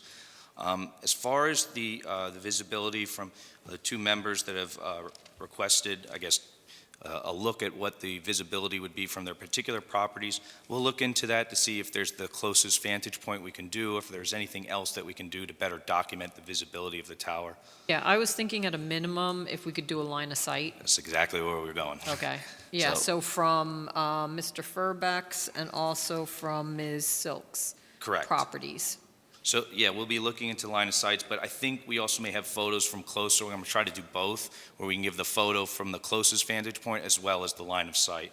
I would note that I just did a quick review through the view shed maps that we have, and neither one of their properties appear to be in an area that'll have visibility of the tower, but we'll better document that with the line of sight maps. As far as the comments on property value, we'll look into that. That's a common comment. But it's actually counterintuitive. More people in my generation, when they're looking for a home to buy, if you do not have cell service in that home, that will negatively impact your property values. So for particularly these two homeowners, where we can't see the tower from their particular homes, and we'll better document that, you actually will have a worse impact to your property values if you don't have cell service in and around your property, particularly in your house. So that's just one impact that you may want to consider without having the tower. As far as the comments we had regarding the Walton Park, we would point out that our radio frequency justification reports do include the Walton Park site. The proximity to the closest residence, we do have that on sheet SB1. The closest off-site residence is 744 feet away, and that's to the southwest of the proposed tower.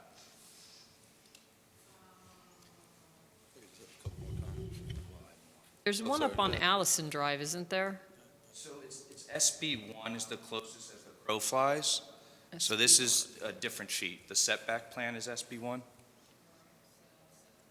Yep. So if you go to the bottom left hand of the drawing, we have an arrow going to the, yeah, right there. So that's to the property to the southwest. That's the closest off-site residence. Will the site be visible from there? No, judged from our view shed maps, it would not be visible. Again, with the tree cover and where we're located in the center of this densely wooded property, you're really not going to have most views from close by, because almost all of those views would be looking through the trees up. It's really further away where you're at closer elevation points where you may be seeing over the treetops to seeing this tower. But when you're really close to the tower, you're going to be just looking through the ridge and looking through the trees that are on the ridge. But we'll go ahead and get the line of sights to better explain that. As far as the cell service, again, I spoke to, as far as the up-close visibility, I guess that's what I was going through right now, which is, I think when you're actually as close to the tower, you're not going to see it as much because of this vegetation in the way. I know we had some comments about what is this, monopine going to look like up close. We can provide those. We're showing, real-world examples up close, but I think the real test of the visibility is going to be further away from off-site of the property. Again, just to reiterate, there is a preemption on this board basing its decision on RF health or the radio frequency effects. However, again, we did submit a report that documents that this facility at full build-out with all wireless carriers operating at max power would be compliant with the FCC's rules and regulations regarding radio frequency exposure. And it's actually a little counterintuitive. So your cell phone will try to use more power and emit more radio frequency the further you're away from a tower. That's because your cell phone has to use more power to communicate to that tower over a longer distance. So actually, when you're closer to these towers, your cell phone will actually emit less radiation. So it's counterintuitive. Actually, the closer you are to these towers, probably the less radiation you'll be experiencing when you're using a wireless device. As far as the need for these facilities. I think these facilities are actually more important when you have natural disasters such as earthquakes or storms, because more often than not, your landline communication is on overhead lines, and those are more likely to come down when trees fall down or when there's power failures. So it's usually when you have an emergency or a natural disaster that people are more reliant on the wireless network to make communications during those times. So I would put forth that, in events of an earthquake, you're actually going to be more reliant on the wireless network than you are going to be on your landline network. And again, even though the Wireless Telecommunications Act was put forth in 1996, the testing standards for radio frequency emissions are periodically reviewed. So they haven't changed the threshold level because the science of what is dangerous to the human body hasn't changed. It's essentially, I compare it to going as a speed limit on the car. The FCC has said the speed limit for emissions 65 miles per hour. Now, you may have newer cars that come out that can go faster, but it doesn't change the fact that 65 miles per hour is what they determine to be hazardous to human health. So that's basically our standpoint here is, even though there's new technologies and there's better technologies, the threshold level where emissions becomes unsafe has not changed. That is still a bright line rule. Essentially, radio frequency emissions come from everything from microwaves to these light bulbs. So it really has to do with the intensity and the power emitted from these waves, and that calculation that was kind of set back in 1996, those threshold levels really aren't changed. It's really just that technology has changed. We have to make sure that those technologies are still under the threshold levels. And again, as far as construction, we'll be working with the town to detail and develop a construction access plan that would minimize the impact to the surrounding neighbors. And Vincent? No, you kind of covered it. I was just going to add a couple of things just to touch on the construction there. It is important to identify that once this construction starts, you're going to have some mobilization of some heavy equipment there for one day. And that equipment is going to be on site. The rest of the project, there's really only 2 times where you're going to have significantly large vehicles go in there, and each of those times it's only going to last a day. That is when the foundation is being poured with concrete.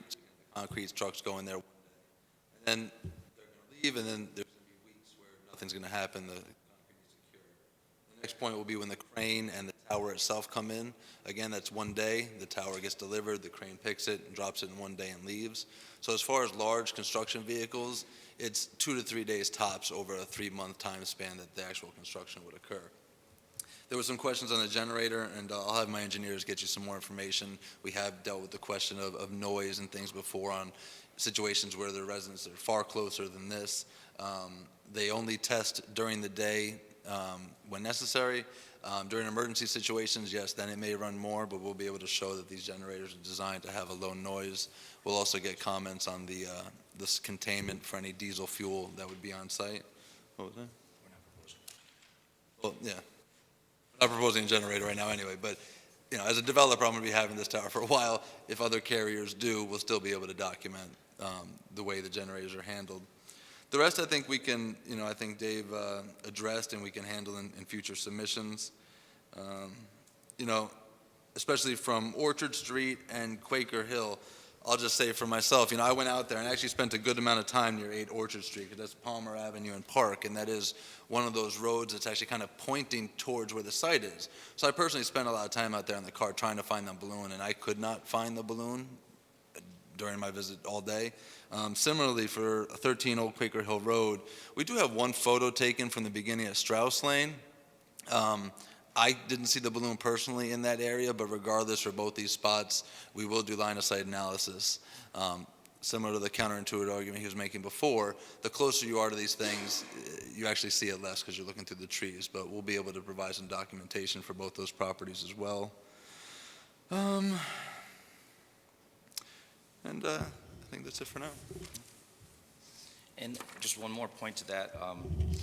As we discussed with the chair and the members of the planning board and zoning board that were the site visits, there is a slight change in location that we're exploring right now. That slight change in location is further away from Orchard Street towards Blooming Grove. So it would, if this alternative location works, it would be a little bit further away from Mr. Fernbach. I think we were talking about, and I saw from the maps in the aerial, there's some limitations. I think we were looking a little bit north and west as well. And we had located some potential areas actually on the site where some consideration would be given in close proximity to like a little bit of a pine grove there that could help mask it. But yeah, we have to examine that farther. Correct, and the Conservation Commission drafted a memo that gave us additional information on where this particular alternative location would be, so we're exploring that. Anybody else from the public want to speak at this point? So, in terms of the public hearing, I would anticipate we'd leave it open. So it's not being closed this evening. And I guess just a general question, ZBA, have they had their public hearing or not yet? Not, and they might be waiting for you to complete seeker in order to And open their public? progress. You haven't been back to the ZBA, have you? So we're scheduled to be back before the zoning board, I believe at their next meeting, and at that meeting, we would be asking them to schedule a public hearing, knowing they couldn't take an action until seeker was done, but again, we want to get the input from the public and make sure that we're fine-tuning this design. Right, and we can't really finish our process because we need the use variance. So we have to do seeker. Oh, okay, we have to do seeker, then we have to go, so seeker has, I'll catch you in a minute. Seeker, and then we go to the ZBA, they have to get their use variance, and they have to come back for site plan. So that's going to be kind of the ping pong between the boards. Correct. Did someone have a question? I just wanted to clarify for public input. Just say your name again. Oh, sorry, for So Maureen Richardson, so it gets Harriman caught by the Heights minutes. in Monroe. We don't want the voice of God coming back on. Basically, for public input to be as relevant and helpful as possible when I tell people what is going on here, essentially, I just wanted to clarify that I know there's a zoning use variance because this is not in a utility overlay zone. It's also in the, is it going to be, it is actually, sorry, I already knew that it's in the ridge. Protection Overlay Zone. But like, because we are sort of mandated, as they've said, to allow them to come in and build this in the exact spot that they find the most benefit to their own service. Basically, why have public hearings for like zoning and It's required. Okay. It's procedural. Yeah. So if we have, special use permits, the state law says that you have to have a public hearing. If you're use variance, you have to have a public hearing. And I think too, it's not, the applicant doesn't get to come in and say, I want to put this tower right here in this location exactly how Right. I want to build it. There is, you saw today how the board's been looking at ways to mitigate these, visual impacts. Yes. And some designs that are, really new from what I've seen, around. So just lately. again, So there are things that, that are within this board's jurisdiction still to, that would be to great review. if someone And this is one of those, put that out about what the public could circulate, because I feel like once this reaches the general population, they're going to maybe misconstrue that we have the option of putting a cell phone tower. We don't have that option, but we do have the option of saying, do we want a monopine? Do we want it to look this way? Do we want it to be slightly to the left? So the whole to fine-tune that. Right, yeah. the whole process is to vet Yeah. whether in fact they've met the requirements that they can locate, or that there's a need to locate. And then it's a matter of, is there still an impact? Because we still have the ability to look at it from a seeker perspective. Right. And there are alternatives. This is the leasehold that you've selected, but if there were to be really significant adverse impacts, the planning board does not necessarily have to approve it, but I would say, given the fact that the FCC and Congress has preempted in many areas or established regulations, we would have a higher hurdle. We really have to do our due diligence. We do that all the time, but it's a higher hurdle from that perspective. Okay, that makes sense. I'm gonna try to just let everyone know to direct like public comment and not, unless it's like very severe seeker impact, that basically this is gonna go in this location. And it's just a matter of modifications. And so I think that was just Right, to important to make get it. out there. Yeah. Yep, to make it to make it the least impactful. If anybody wants to submit comments, they can always send them to the planning board secretary as Just part a of the comment record. on that too. So the need for the facility, the applicants submitted their documentation. It's been reviewed, by the town's consultants, but that decision is up to the zoning board in granting that use variance. So that's something that, first, that's a determination that has to be made before this site is, determined to be the site. Two things. So to some extent, the actual use is not our determination, that's the zoning board of appeals determination. And then, but we are primary for seeker and the site plan. And I just, Things procedurally, I Yeah. just wanted to ask the board to, by motion, pick what night you'll be continuing that public hearing to. And just so the public's aware, the board's going to announce tonight when the public hearing's going to be adjourned to, so you won't be getting an additional notice in the mail or in the paper. There'll be something posted, I'm sure, on the website, but they'll be announcing that new hearing date tonight. And then also the shot clock. I was gonna just, So currently, it's through February 23rd, I believe. It's the town's 21st, the second meeting in February. so part of the FCC regulations, I don't think did you touch upon the shot clock? not yet. Yeah, so that's another element to the whole review process, is we're under strict, process to not delay the processing of this kind of an application, and that's referred to as the shot clock. Right, just for the boards and the public's education. So these types of wireless facilities, because it's important to make sure that we're filling these gaps in service for networks that handle 911 phone calls, they require that these applications be reviewed and acted on within a certain reasonable period of time. For a new tower like this, that reasonable period of time is 150 days. However, the applicant has been working with the town for well over a year on this application, and we have extended the shot clock, and we will continue to extend the shot clock as long as the extensions are reasonable and the application is being progressed. But even though there is a shot clock here, we're working with the town to extend that so that doesn't become a reason to force a decision here. As far as some of the comments we had earlier about this particular site, we just briefly went over it tonight about the search ring and the search radius, but we did submit with our application an alternatives analysis, which did review other potential properties in the area.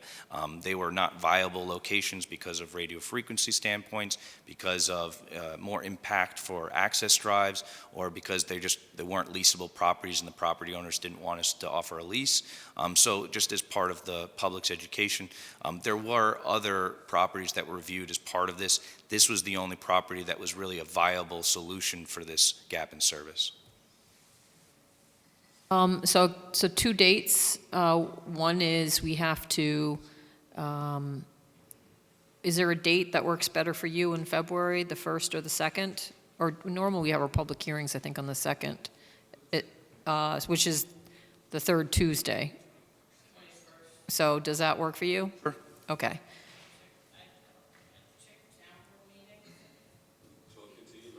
Is that because that's about President's Day, right? I thought we did. And I just was concerned President's Day, but their day on a different date, I believe. Okay. So do I need to make a motion?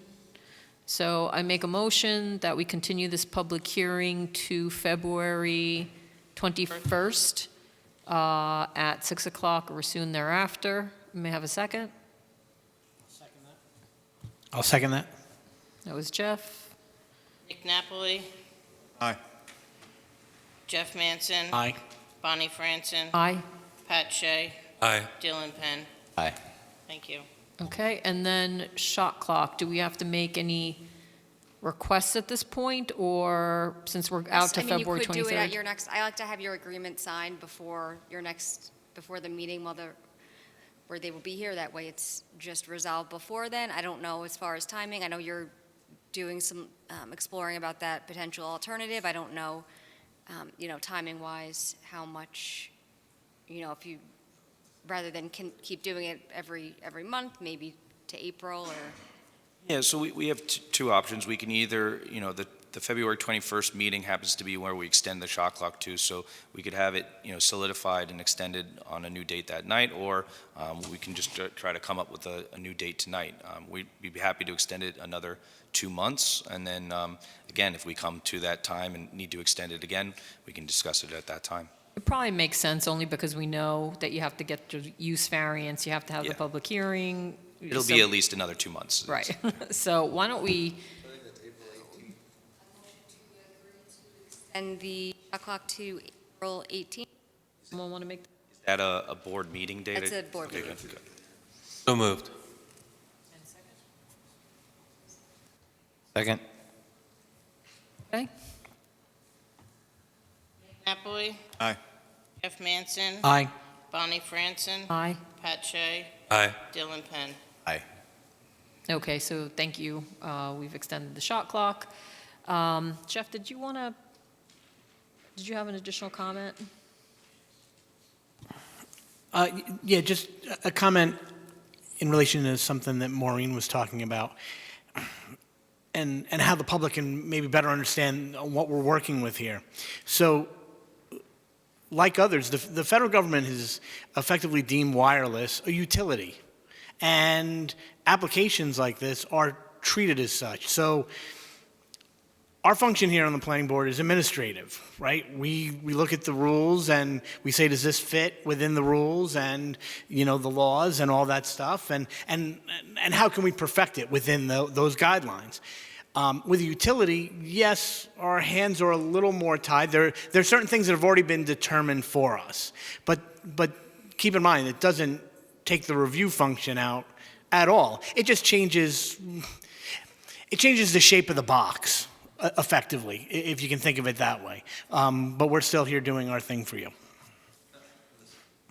If it was exactly how it was portrayed before, I wouldn't have a job. This would be far easier, but it's not like that. Every board has a review. That's why I make it, my point, it is my job to make sure that if I'm going to bring an application forward and spend my company's money and tell Verizon I have a site for them, that it is, in my opinion, the best in the area.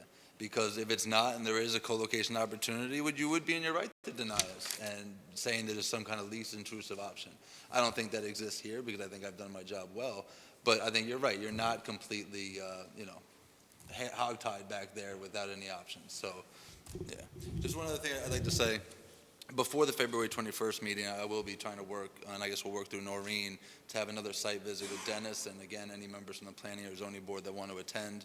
The purpose of that will obviously be to, redefine and ensure the access road is the best and the locations, have my engineers out there this time. So, before the next meeting, you will see that invite going out, and obviously whoever would like to attend can. So, two of the requests that were made at the site walk was to show the existing logging road on the maps, to see the extent to which we may be deviating from it, which then results in additional disturbances to trees. Because we discussed that, depending on what's required for setbacks, it may make more sense to get an area variance, because there's, generally there's nothing up there. So it's not like you're right next to someone's house or backyard. It's hundreds of feet away. So that was one. Number two, we talked about if you could shoot the tree heights, because I think we wanted to see, are the trees generally up there 70 feet, 60 feet? What's their heights? So that we can compare it to the actual tree, the proposed pole. And I expect to have that before the next public hearing. If I can't do it myself, I just took the recreational test. I'm looking to get the drone pilot license myself now, so I can just go do this whenever I want going forward. But even if I don't get the pilot's license by then, I'll have somebody else go out there before the 21st and try to confirm those tree heights. Okay. I want to leave the door open to the potential of one more balloon test, only because the off-leaf, as you said, wasn't done as, there wasn't a balloon that was flown for the off-leaf condition. So once we have, though, the second location, what we think is ultimately a better location from a screening perspective, from a, getting it a little over, so it's not gonna, obviously, one of the most visible locations was Round Hill area, because that has the long views. But if we get it down a little, we talked about the slope, and I think there are limits, because the property line's pretty close. But it may be good for us to do one more balloon test, so we just all know where it's going to be. So I'm just kind of reserving that, because I'm pretty sure we discussed that when we knew you were going to do the off-leaf photos, and we weren't going to do a balloon at that point, since it had been done during on-leaf, just to keep the process going. I wouldn't inherently be against that at all. Okay. I would ask that if we are going to do that, that we make the test a little bit more concise and more targeted to what viewpoints, instead of me having the guys go out to, 2 miles Sure. away to the north, target, some of the specific properties that the neighbors brought up tonight. Right. Again, duplicating any additional photo points you wanted as well. But Exactly. if we could just narrow it down a little bit, Yes. that would be good for me. Well, and then if we all know about it, we can do our own due diligence to be taking the pictures ourselves, and the public will know about it, and they also can, weigh in on whether they can see it or not. So, and if you want to do that sooner than later, I would just say, let's do it on the potential alternative location. I think that makes more sense. Yeah, one of the things we're doing is reviewing that potential alternative location. Like I said, there's a few gating items as far as whether or not, the landlord will allow us to lease that area. I don't think that's going to be too much an issue, but it's more of, if this is going to be a lower elevation and it requires a taller tower, then there's not really the change in visibility, because we're going to be going up in height, so it Right. might actually make it more visible. Right. And then just as far as if there's the ability to get, for topography, a level ground there for the foundation and all of that. I think these are things we're trying to work through to see if it's potential, but we would absolutely want to make sure that we have that location confirmed as viable or not viable before we do a second balloon test, because to your point, if we're going to have another location, we'd want to make sure that that was included in a future balloon test. It was vetted, right? Yeah, and then as far as that, the proximity for the, or the routing of the access drive and the logging trail, it's kind of a push and pull. So while the number of the trees may shock, because it's a large number of trees, as we walked the site, it was very evident that there are certain areas where we are taking down maybe 15 or so very small, small caliber trees to preserve a larger, more mature caliber tree. So there is a number of trees that's being put out there, like 100, but I think when we go out there and do the review, I think we're really protecting the important trees, the more mature growth trees that would be much harder to replace. And I think that there's like a little bit of a benefit to sometimes taking out 15 smaller trees if it means that the access drive is going to avoid and preserve a much larger pine tree that may have better screening potential. Yeah, I mean, from my perspective, I think of it also just from what trees, because if we're Exactly. in northern long-eared bat or Indiana bat habitat, those that have exfoliating bark, shag barks, those kind, may have more ecological value than others, so that's part of the equation as well. And with the new tree preservation code, I think there's specific information on the types of trees that are required for replacement trees. So we would want to, I think the benefit of our next site walk with the arborist and the conservation board is really to pinpoint where those trees are that we absolutely want to save, and then try to make sure that we can route the access drive as closest to the existing logging trail, but also in a way that will preserve those important trees to be preserved. Okay. I didn't know if you're going to add more. No, I just, I think we'll find a way to get the road to minimal impact as possible. Okay. We're already not going to remove any trees during their hibernation or nesting time anyway. Right. But yeah, if moving it over a few degrees and back saves a nice tree, sure. Okay. Anything you want to bring up, Sean, board members? Okay. So we've continued the public hearing, and this will be on our February agenda, and those who are here, you've gotten notice. Whatever we have will be on the website, and notice is still published on the website as far as the next public hearing, right? Continuation? No, I don't publish anything. It'll go on our It'll go on the agenda. website. No, I don't do another notice. No, but the calendar and the agenda are on the website. Well, the agenda's on the website, yes. Yeah. But Okay. I don't do another notice and post another notice. Right. And as was noted, we still have a public hearing to be held before the zoning board, so members of the public will get a Can second mailing even- for the use variance public hearing. Okay, thank you. All right, thank you very much. Thank You you. too. Let me give you your zip. Yes. Okay. Did.